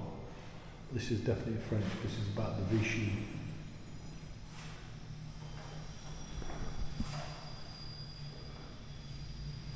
It says Marshal Pétain was the head of the Vichy regime and held all executive and legislative powers. The new regime, whose motto was family, work and country, was authoritarian and became in Wehrmacht nationalism, introduced xenophobic and anti-Semitic policies.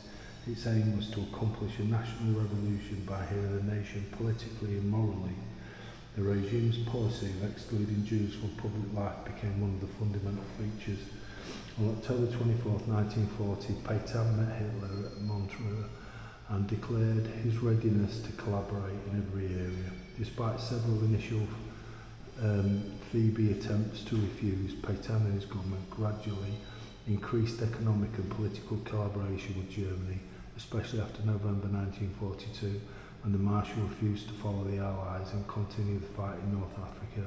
He joined the Germans in the struggle against the resistance part of the French administration and also became accomplice in the repossession of the resistance.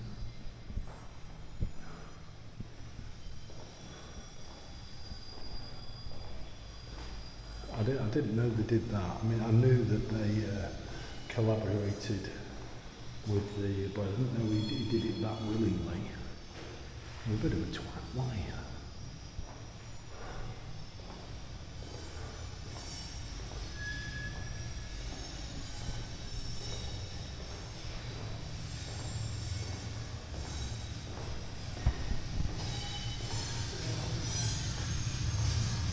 I think the shadows on the walls are good.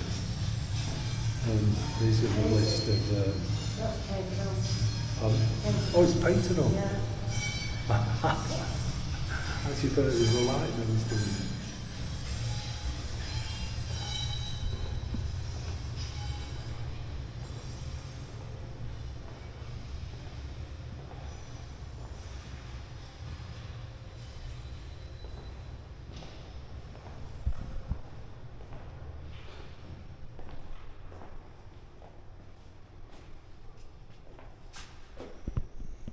It says, do not forget, almost 76,000 Jews, including 11,000 children, were deported from France. About 69,000 of them were deported to Auschwitz, just under 900 to Kovno and 4,000 to Sobibor, some of whom were subsequently transferred to Majdanek. 2,500 people, only 3% of all those deported managed to survive. More than 3,000 were deported from France to Auschwitz for their involvement in the resistance. Only 969 survived.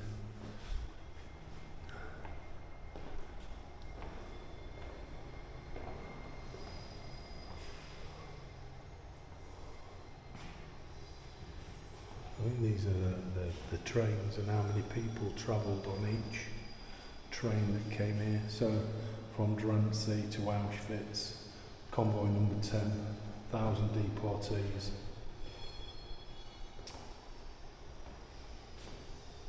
There's generally about 1,000 on each train.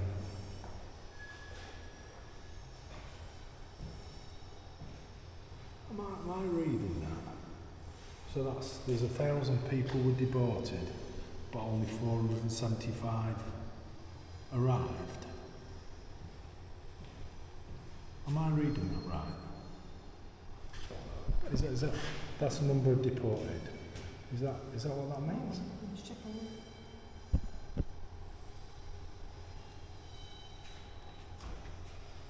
I'll bench it.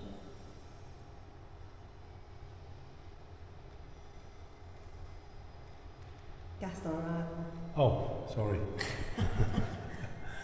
That's how many deported. That's how many were gassed on arrival. So it's gassed on arrival. Yeah. Wow. Look how many trains came. And they were the French, and there weren't as many French as what there were of other peoples.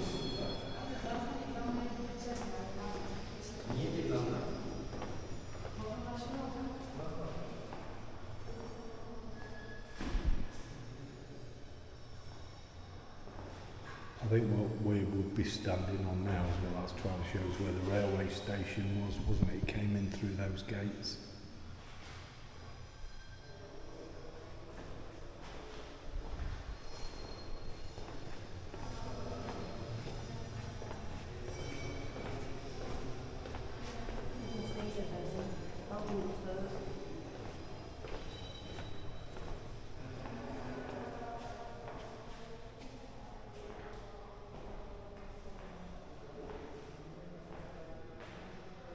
More memorials.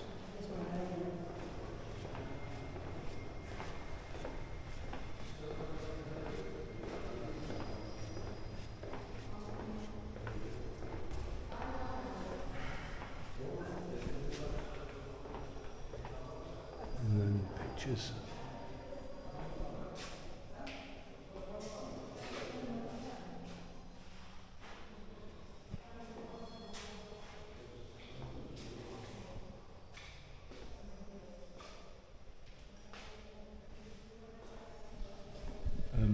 Those that were here from Auschwitz, from France, they're on that database.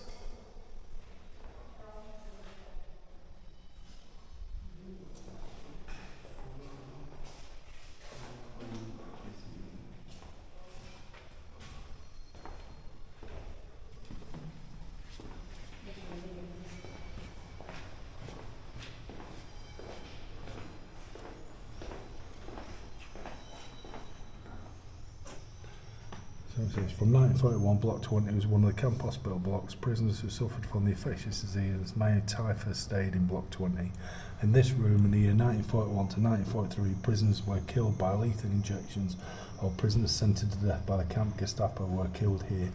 In one such special procedure, 121 Polish and Jewish boys were killed in this room. Corpses were put in the opposite room from where they were transported to Crematorium 1. Almost every day, a few dozen prisoners were killed by lethal injections in the camp. Lethal injections of phenol were administered by Friedrich Entress, Herbert Scher, Joseph Kerr and Emil Hattel. Wow. No, upstairs. And then they were moved over to this side. Yeah. So that's where the bodies, I suppose it's quite easy to clean them. Yeah. Drain in the middle. Okay. So it's the French downstairs and the Belgium upstairs.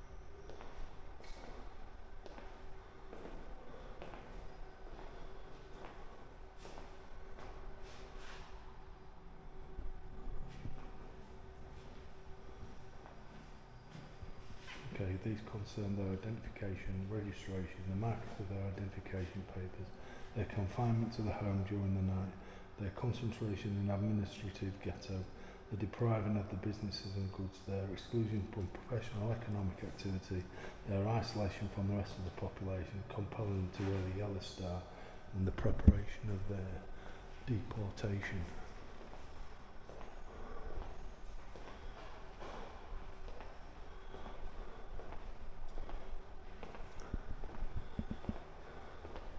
I suppose in some ways, with the Nazi downfall, because they kept such great records, I suppose it just, I wouldn't say made it worse for them, but made it that little bit easier to at least find who's responsible. Whether you could catch them or not is another matter, but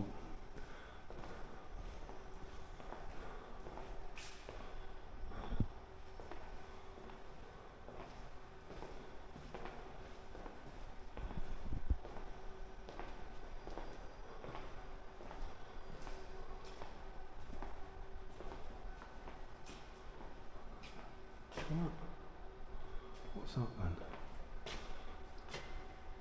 Summer 1942, the assembly camp at Meuchelen. After the arrival of those caught during the night, one of 4 authentic photographs of the assembly camp. Wow.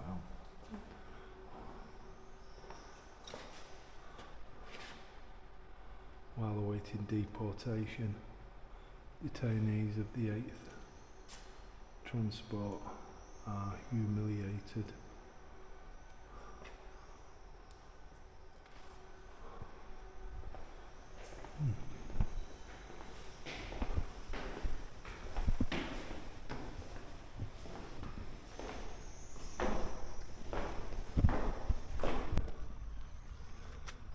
one of the many torments of life in the concentration camp was a daily roll call. The entire prison population of thousands of prisoners had to stand to attention during the roll calls held on the central square at this location. Later, when new buildings were constructed over the original roll call area, the prisoners were lined up on the camp streets in front of the blocks. The roll calls often lasted several hours and sometimes even a dozen hours or longer. That painting is from a roll call in 1941, but it was actually painted in 1972 by a survivor, or drawn in 1942. So they were here, and then ultimately they would later be on all of the streets.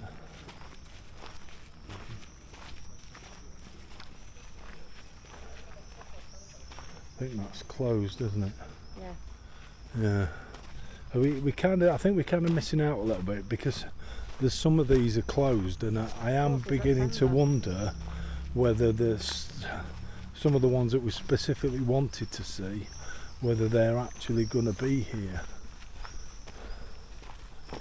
When? Yeah. So this is the extermination of European Roma. So I think that's the gypsies.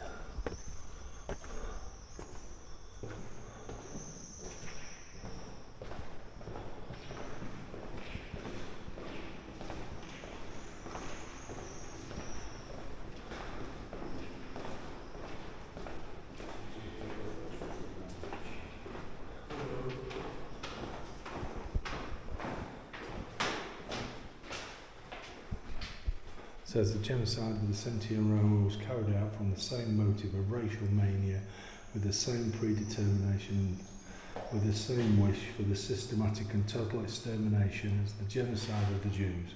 Complete families from the very young to the very old were systematically murdered within the entire sphere of influence of the National Socialists. So,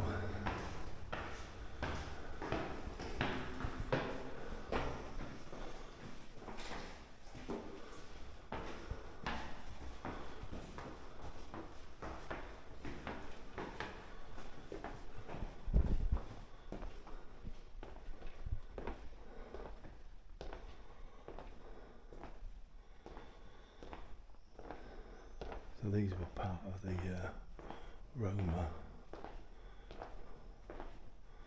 gypsies. Who's that? There you are. After exclusion from the Wehrmacht, Alphonse Lambert was deported to Auschwitz together with his wife Else, where they both died.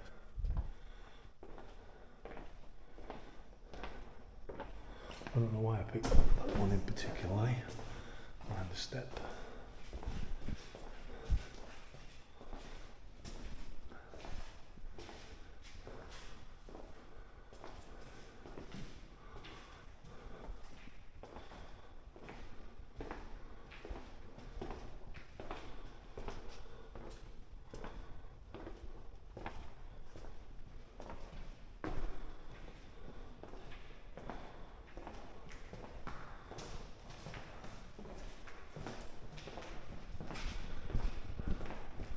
I think here we have another list of names. So, names around 21,000 Sinti and Roma who were registered in the so-called main ledgers on the arrival in the gypsy camp Auschwitz, Birkenau. Almost all of the people found victim to the genocide in Auschwitz. Additionally, there were also transport of Sinti and Roma who were murdered in the gas chambers without prior registration. So, some of these I didn't even bother to well, maybe their names aren't even on here, but so some people they never even bothered to register at all.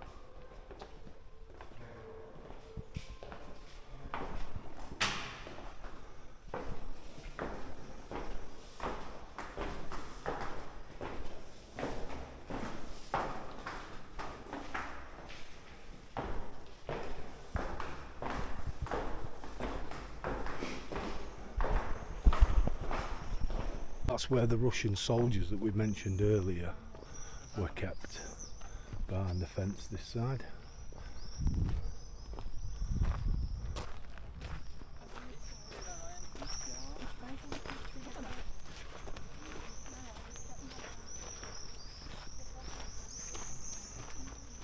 Yeah, there's an awful lot that I'd like to get in, but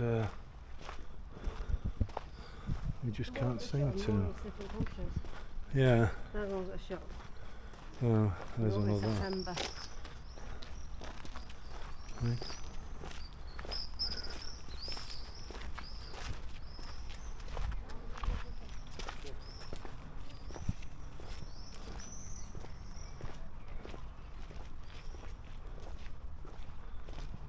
Walking into an entirely different part of the camp now.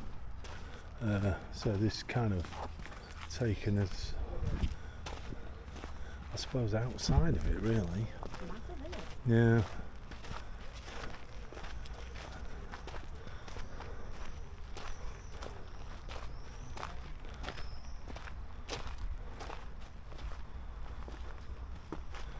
Says this is where the camp Gestapo was located. Prisoners suspected of involvement in the camp's underground resistance movement or are preparing to escape were interrogated here. Many prisoners died as a result of being beaten or tortured.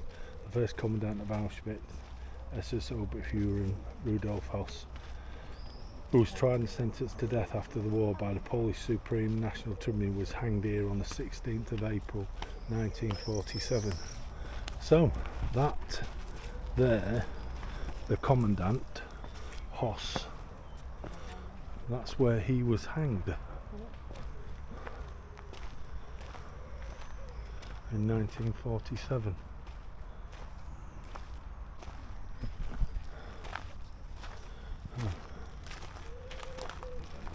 From August 1940 until July 1943, this building served as a crematorium to incinerate the bodies of deceased or murdered camp prisoners.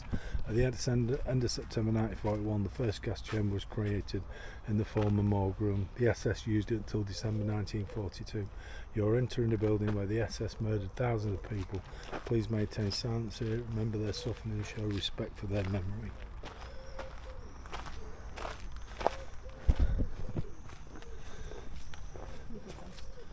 Oh, I've got my back on. Oh, it's like a bunker.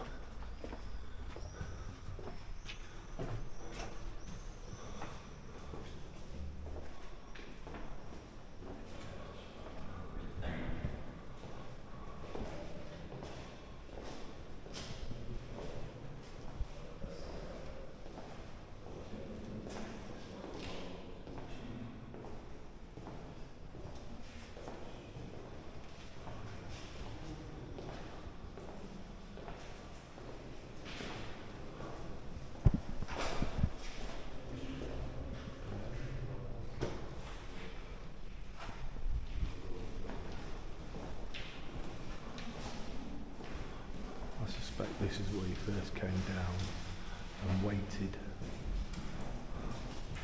Oh no! This is where you must have been gassed here in this part of the room. Must have been, because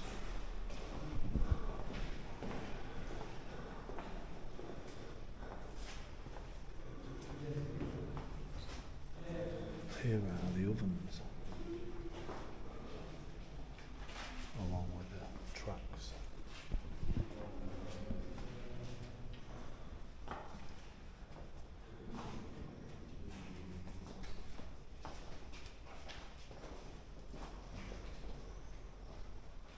I suppose you put the body on and you slid that along to slide it in. I presume the turntable that there allowed you, that on the floor allowed you to run them around. I suppose if you're moving an awful lot of bodies, then you need a system.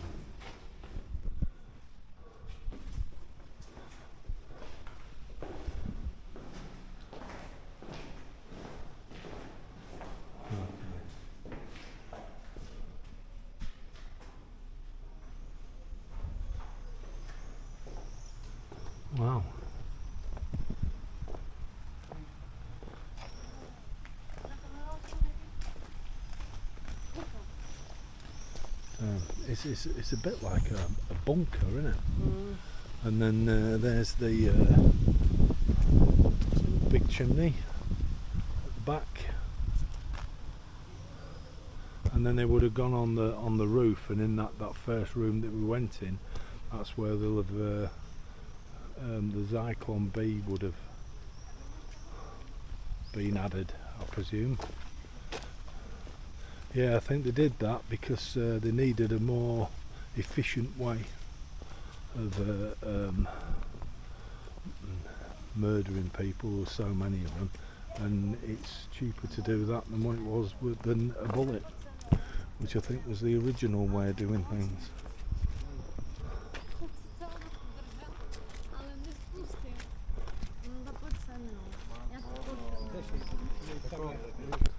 So before the war, this building was a munition bunker. On the 15th of August 1940 to July 1943, the SS used it as a crematorium. In the autumn of 1941, the largest room, which has been designed by the camp authorities as a morgue, was adapted for its use in an improved gas chamber, the first of its kind in Auschwitz. Using the gas produced by pellet of Zyklon B, many thousand Jews were murdered here by the SS within hours of their arrival at Auschwitz. Several groups of Soviet POWs were also murdered here in this way, as were sick prisoners who returned to work was considered unlikely. Poles from outside the camp who had been sentenced to death by the German Summary Court were shot here. After the establishment in Auschwitz to Birkenau, two more improvised gas chambers in spring of summer of 1942 for the mass murder of the Jews. The gas in here were gradually stopped later with the completion in Auschwitz-Birkenau of 4 purpose-built gas chambers with crematoria. The burning corpses here was also stopped in July 1943. The building was subsequently utilised for storage and then as an air raid shelter by the SS. The incinerator's chimney and some of the walls were dismantled, and the holes in the roof through the SS had poured Zyklon B were sealed.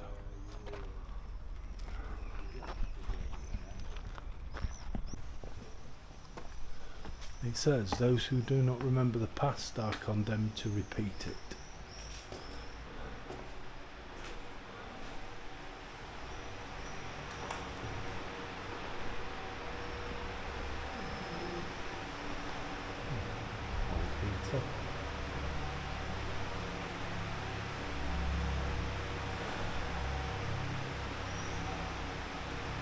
So this was total people that died here in Auschwitz.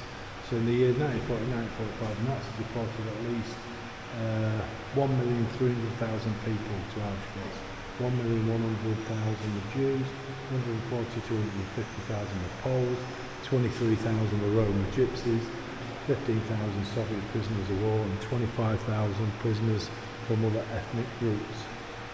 1,100,000 of people died in Auschwitz. Approximately 90% of the victims were Jews, and the SS murdered the majority of them in the gas chamber.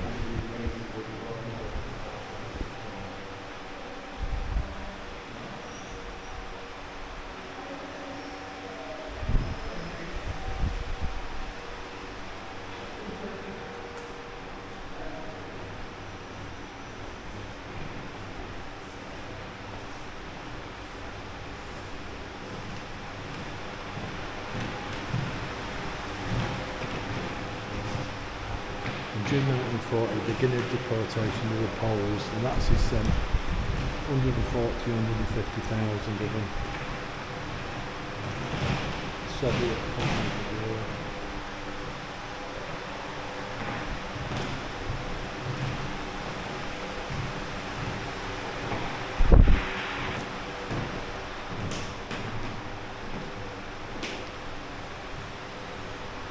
Call this room the road to death. So arrival of Jews from Hungary, more from Hungary.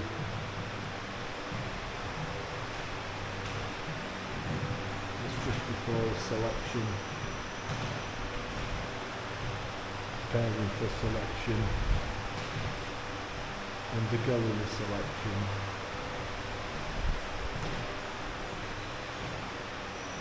And those that are on the way to death, so they'll be on the way to the gas chambers, and that's after the selection.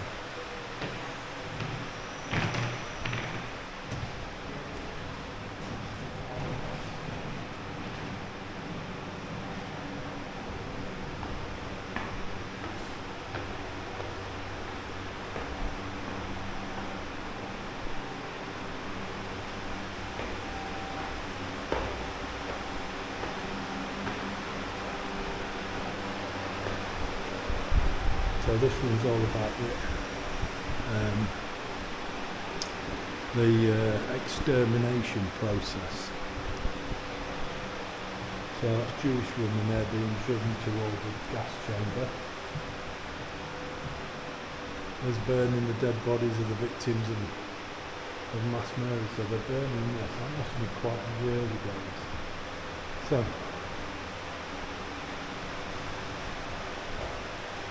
here's pretty much, it says constructional drawings of gas chamber and crematorium 2. So they're like they're underground.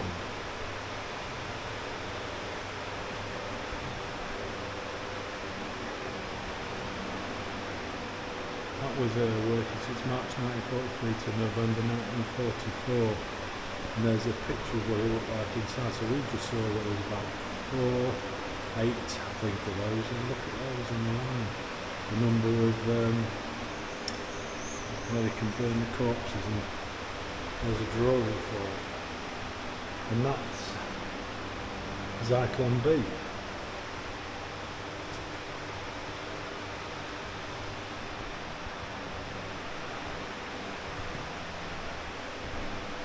And these are the containers which contain Zyklon B.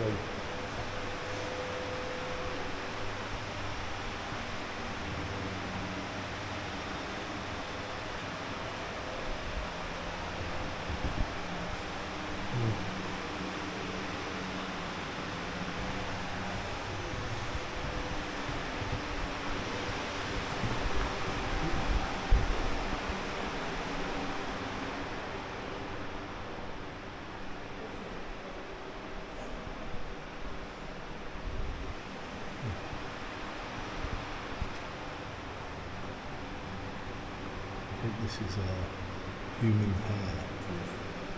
I don't know how much you can see of this. Oh, there's masses of it.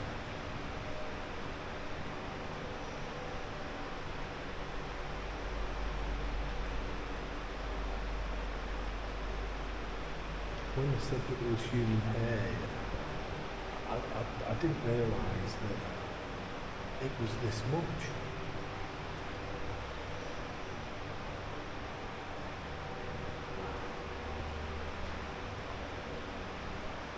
This is just what they found, and how much of it has been used, how much of it before this had been used for whatever.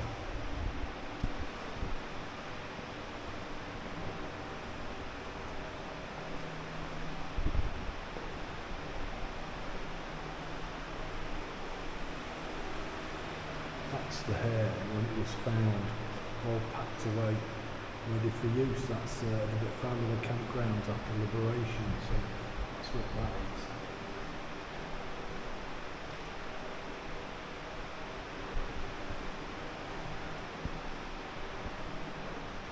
This is macroscopic and micrometric examination. The two hair formations taken from 2 pieces of hair cloth proves that it's human hair, most probably a woman's hair.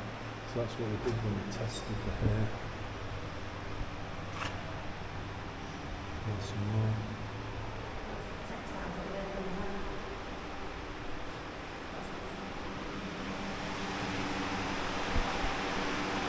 Wow.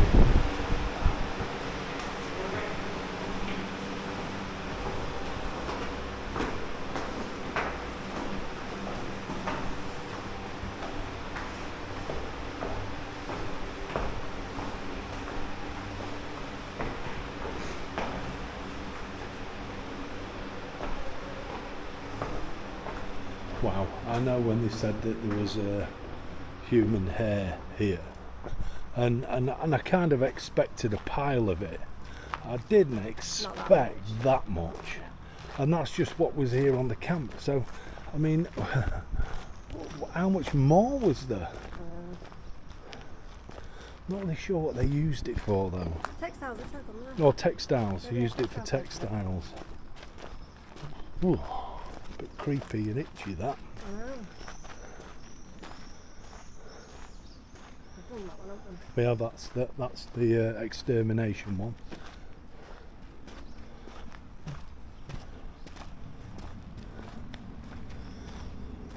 Okay, from the 26th of March 1942 to mid-August 1942, blocks 1 to 10 served as a women's camp. They were separated from the men's camp by a high wall.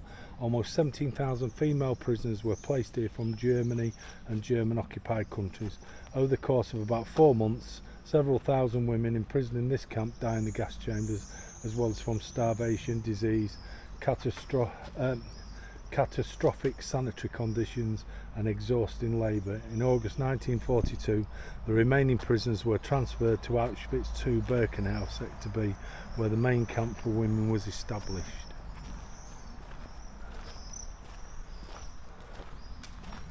This is the proofs of crime, so material proofs of crime.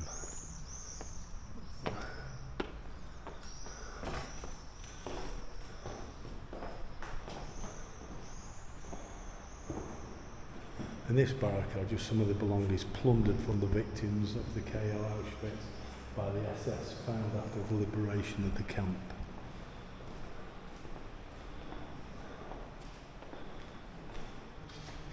Glasses. Glasses? Wow. I couldn't make out No, what I it was. couldn't. The glasses. Look at the picture of the pile behind. Wow. How many thousand are there? Jewish prayer shawls.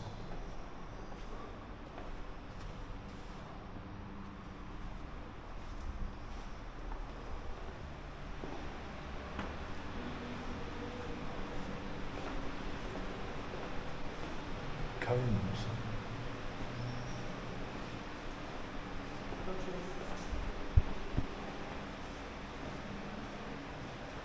Bushes.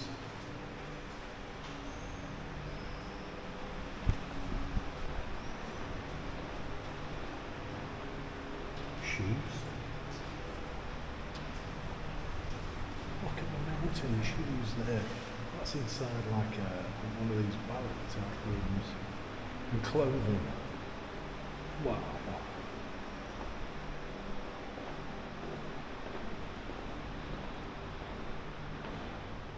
Here's some of the items. What? These are like medical legs and body supports. Yeah, prosthetics. It's all prosthetics. I mean, you think that you'd let people keep them?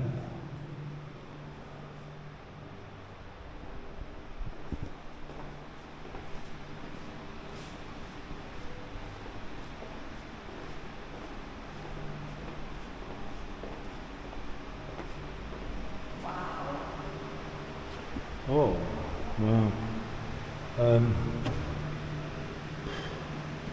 Pots and pans, potties, teapots, cups, mugs. This was just general belongings it took off people when they came. Okay, deep it goes. I think I'm trying to overlook how deep that goes. Wow. Yeah, it's not just a few on the top. I don't know if you can see that, but it's It's a mine, isn't it? yeah, it goes right out there. It's really deep, that.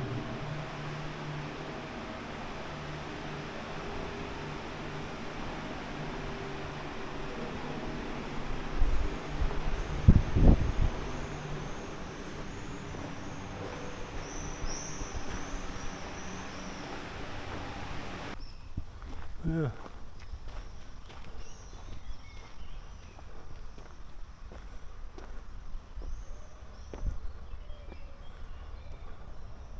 Doesn't tell us what this is or was, to be fair. I don't know.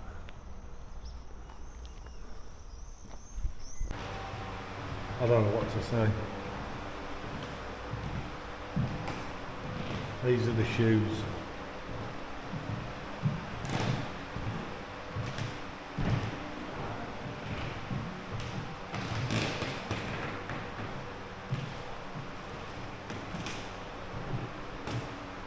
And you're thinking get any there, but it doesn't.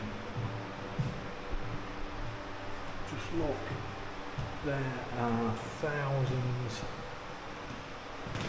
tens of thousands. I have no idea how many shoes there are here.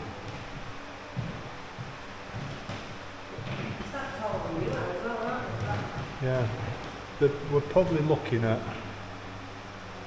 stacked 8-10 feet, 8-10 feet high.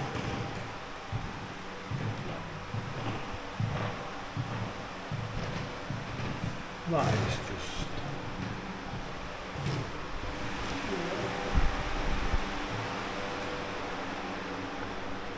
and the cases.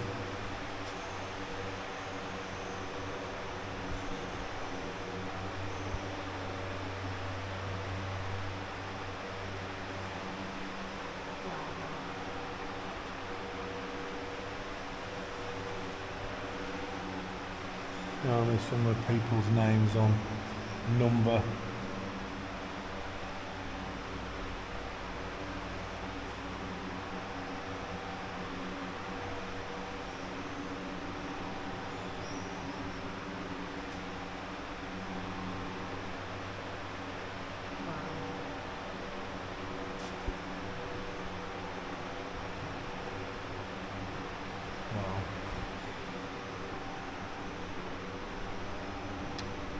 That's just,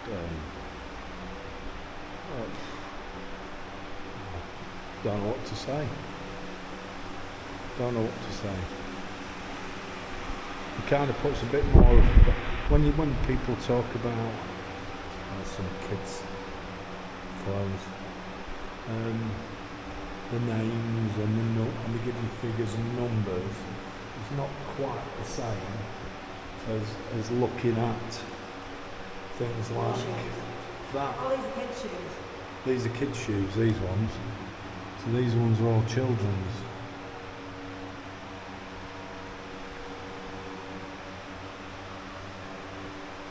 That kind of brings it all into perspective, I think, really, of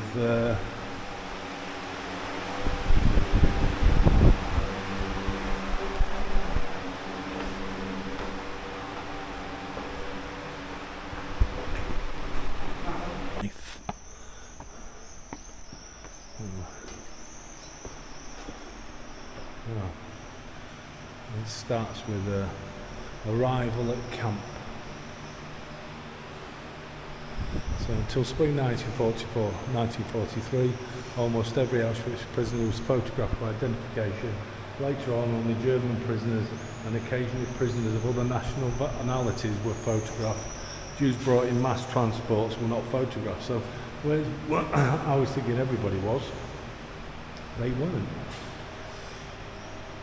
Auschwitz was the only Nazi camp where prisoners had their camp number tattooed onto them. This was due to a high mortality rate and difficulties in identifying corpses. From autumn 1941, Soviet prisoners of war as well as other prisoner groups were tattooed. From spring 1943, tattooing was used to mark all prisoners. And some on the chest, on the leg.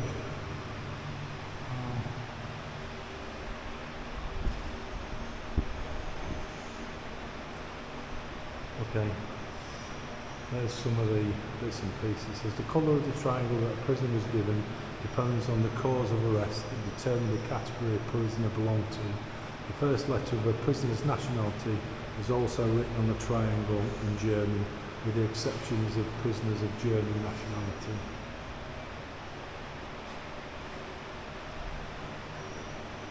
Jewish prisoners identified the second half of 1944, and homosexuals with the pink flag.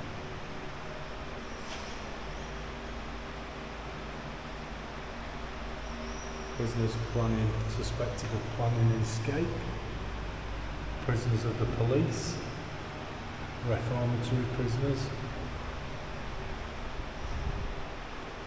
and there's a few of them up there.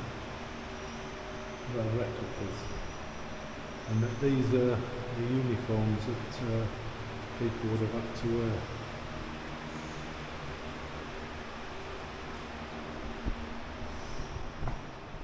So I thought every prisoner was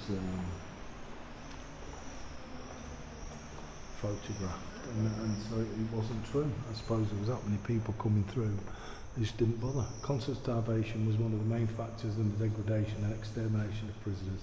The daily food ration of each prisoner consisted of approximately 1,500 to 1,700 kilocalories. Most prisoners had to survive on these rations whilst working approximately 11 hours every day. Prisoners who could not find any additional sources of food usually died after just a few months' imprisonment in the camp. There's some pictures of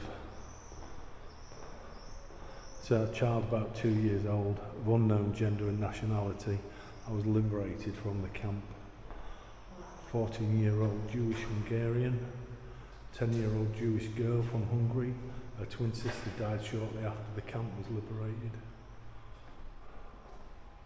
A 31-year-old Polish woman imprisoned in Auschwitz in May 1944.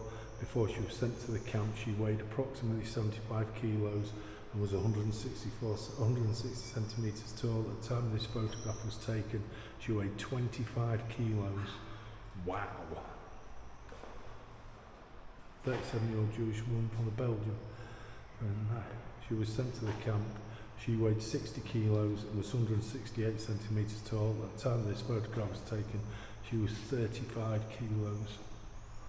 A 37-year-old woman from Holland in prison now, she was 44. Before she was sent to the camp, she weighed 47 kilos and 155 centimetres. At the time of this photograph, she was 23 kilos. And that's what it would have looked like, what they lived on. It was a bit of bread, a bit of cheese, and I don't know, some sort of gruel. And there's a memorial called Starvation.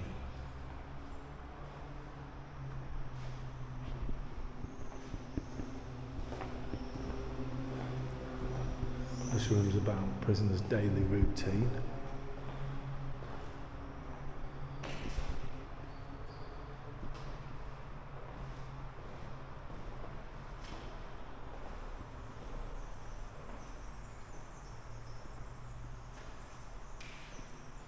This is a penal unit returning from work, and then it's showing some of the Nazis laughing at them.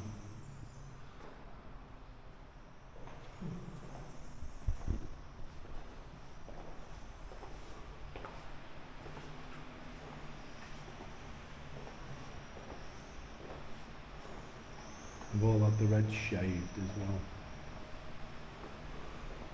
That's all the hair you see. Yeah.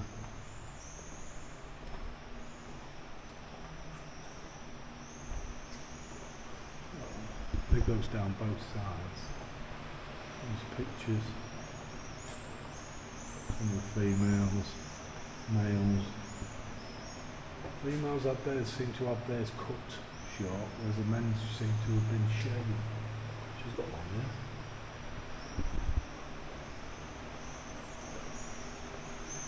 Fate of mothers and children.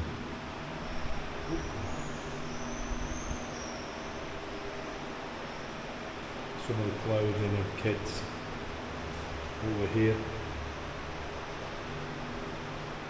The Nazis deported about 232,000 children and young people to Auschwitz, including 216,000 Jewish children, 11,000 Romani children, 3,000 Polish children, 1,000 Slovak children of other nationalities. The majority of Jewish children perished in the gas chambers immediately after arrival. Altogether, about 22,000 children and young people of various nationalities were registered as prisoners at Auschwitz. On 27th of January 1945, Red Army soldiers liberated about 650 children and young people, of which 450 were under 15 years old. There's some Roma Gypsy children, victims of Dr. Joseph Mengele's medical experiments.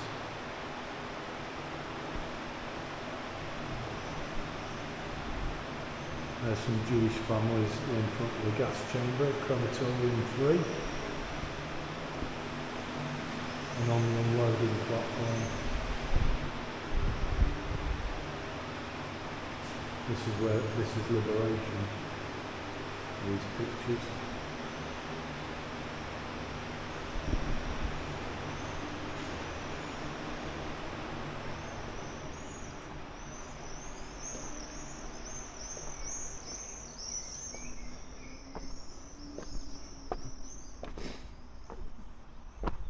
I think compared to Dachau seemed to be a much more makeshift camp with what of the barracks. This is on a industrial scale. You know, the number of buildings that there are, and this is just, there was more to it than this. I mean, this was just the first part. Okay, this building is living and sanitary conditions.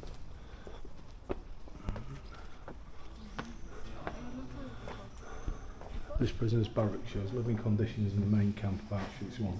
They differed accordingly to the particular period of the camp's existence. The number of prisoners assigned to each barrack varied from 700 to 1,000. So a typical interior of a prisoner's room during the first few weeks of the camp's existence. Lovely. Yeah.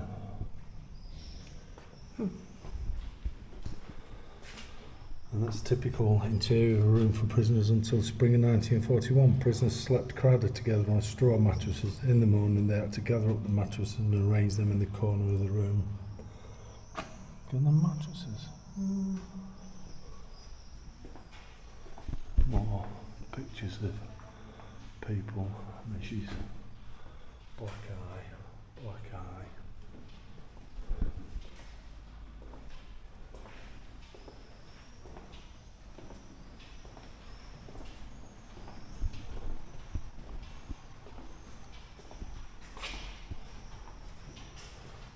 Typical interior of the prisoners' lavatory from 1941 to 1945. Due to overcrowding in the barracks, such sanitation facilities were not sufficient for all prisoners.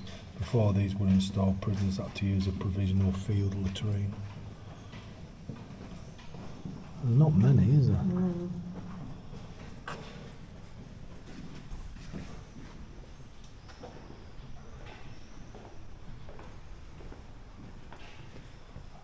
Oh, some more here.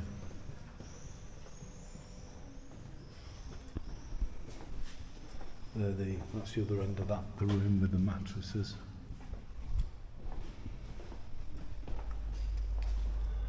A typical interior washroom from 1941 to 1945. Before these facilities were installed, prisoners had only wells outside the barracks where they could wash.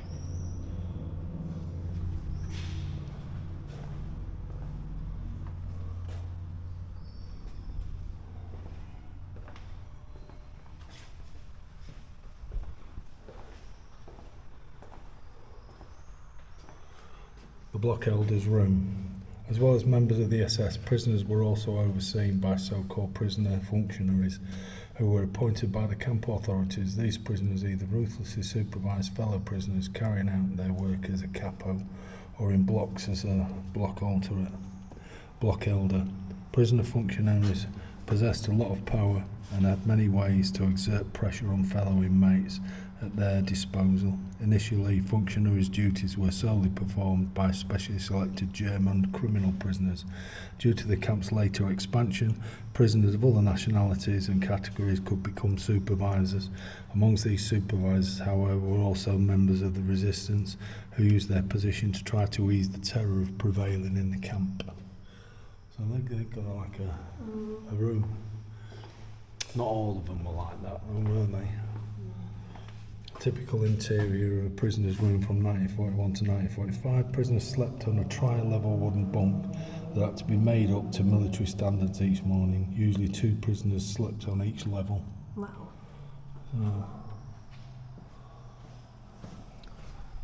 So they got 3 bunks high, that's 6 people in it.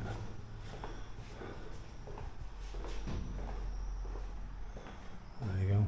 So if it's 2 on a bunk, on each bunk, then that's 6 people.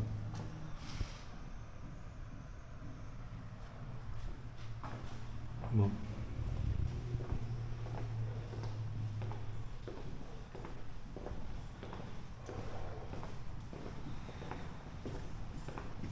Hello. No.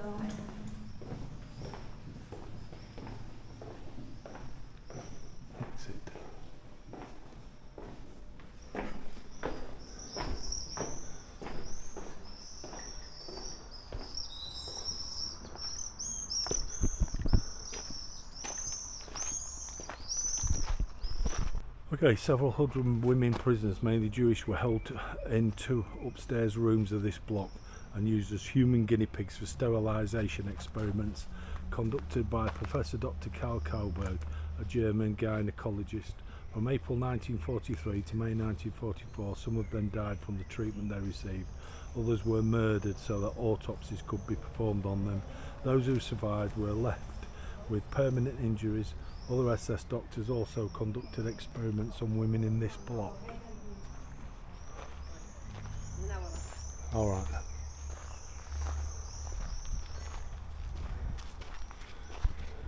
I still can't remember what that is on there. It's something to do with work brings freedom or something like that.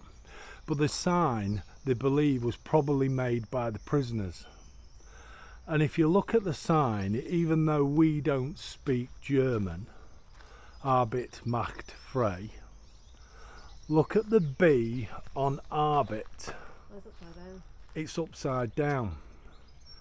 And the belief is that the prisoners that made it have done that deliberately as a like a defiant show of strength, even though there wasn't much they could do. But it's upside down. Now this isn't the original. The original is in a room that we can't actually get into to see, I think.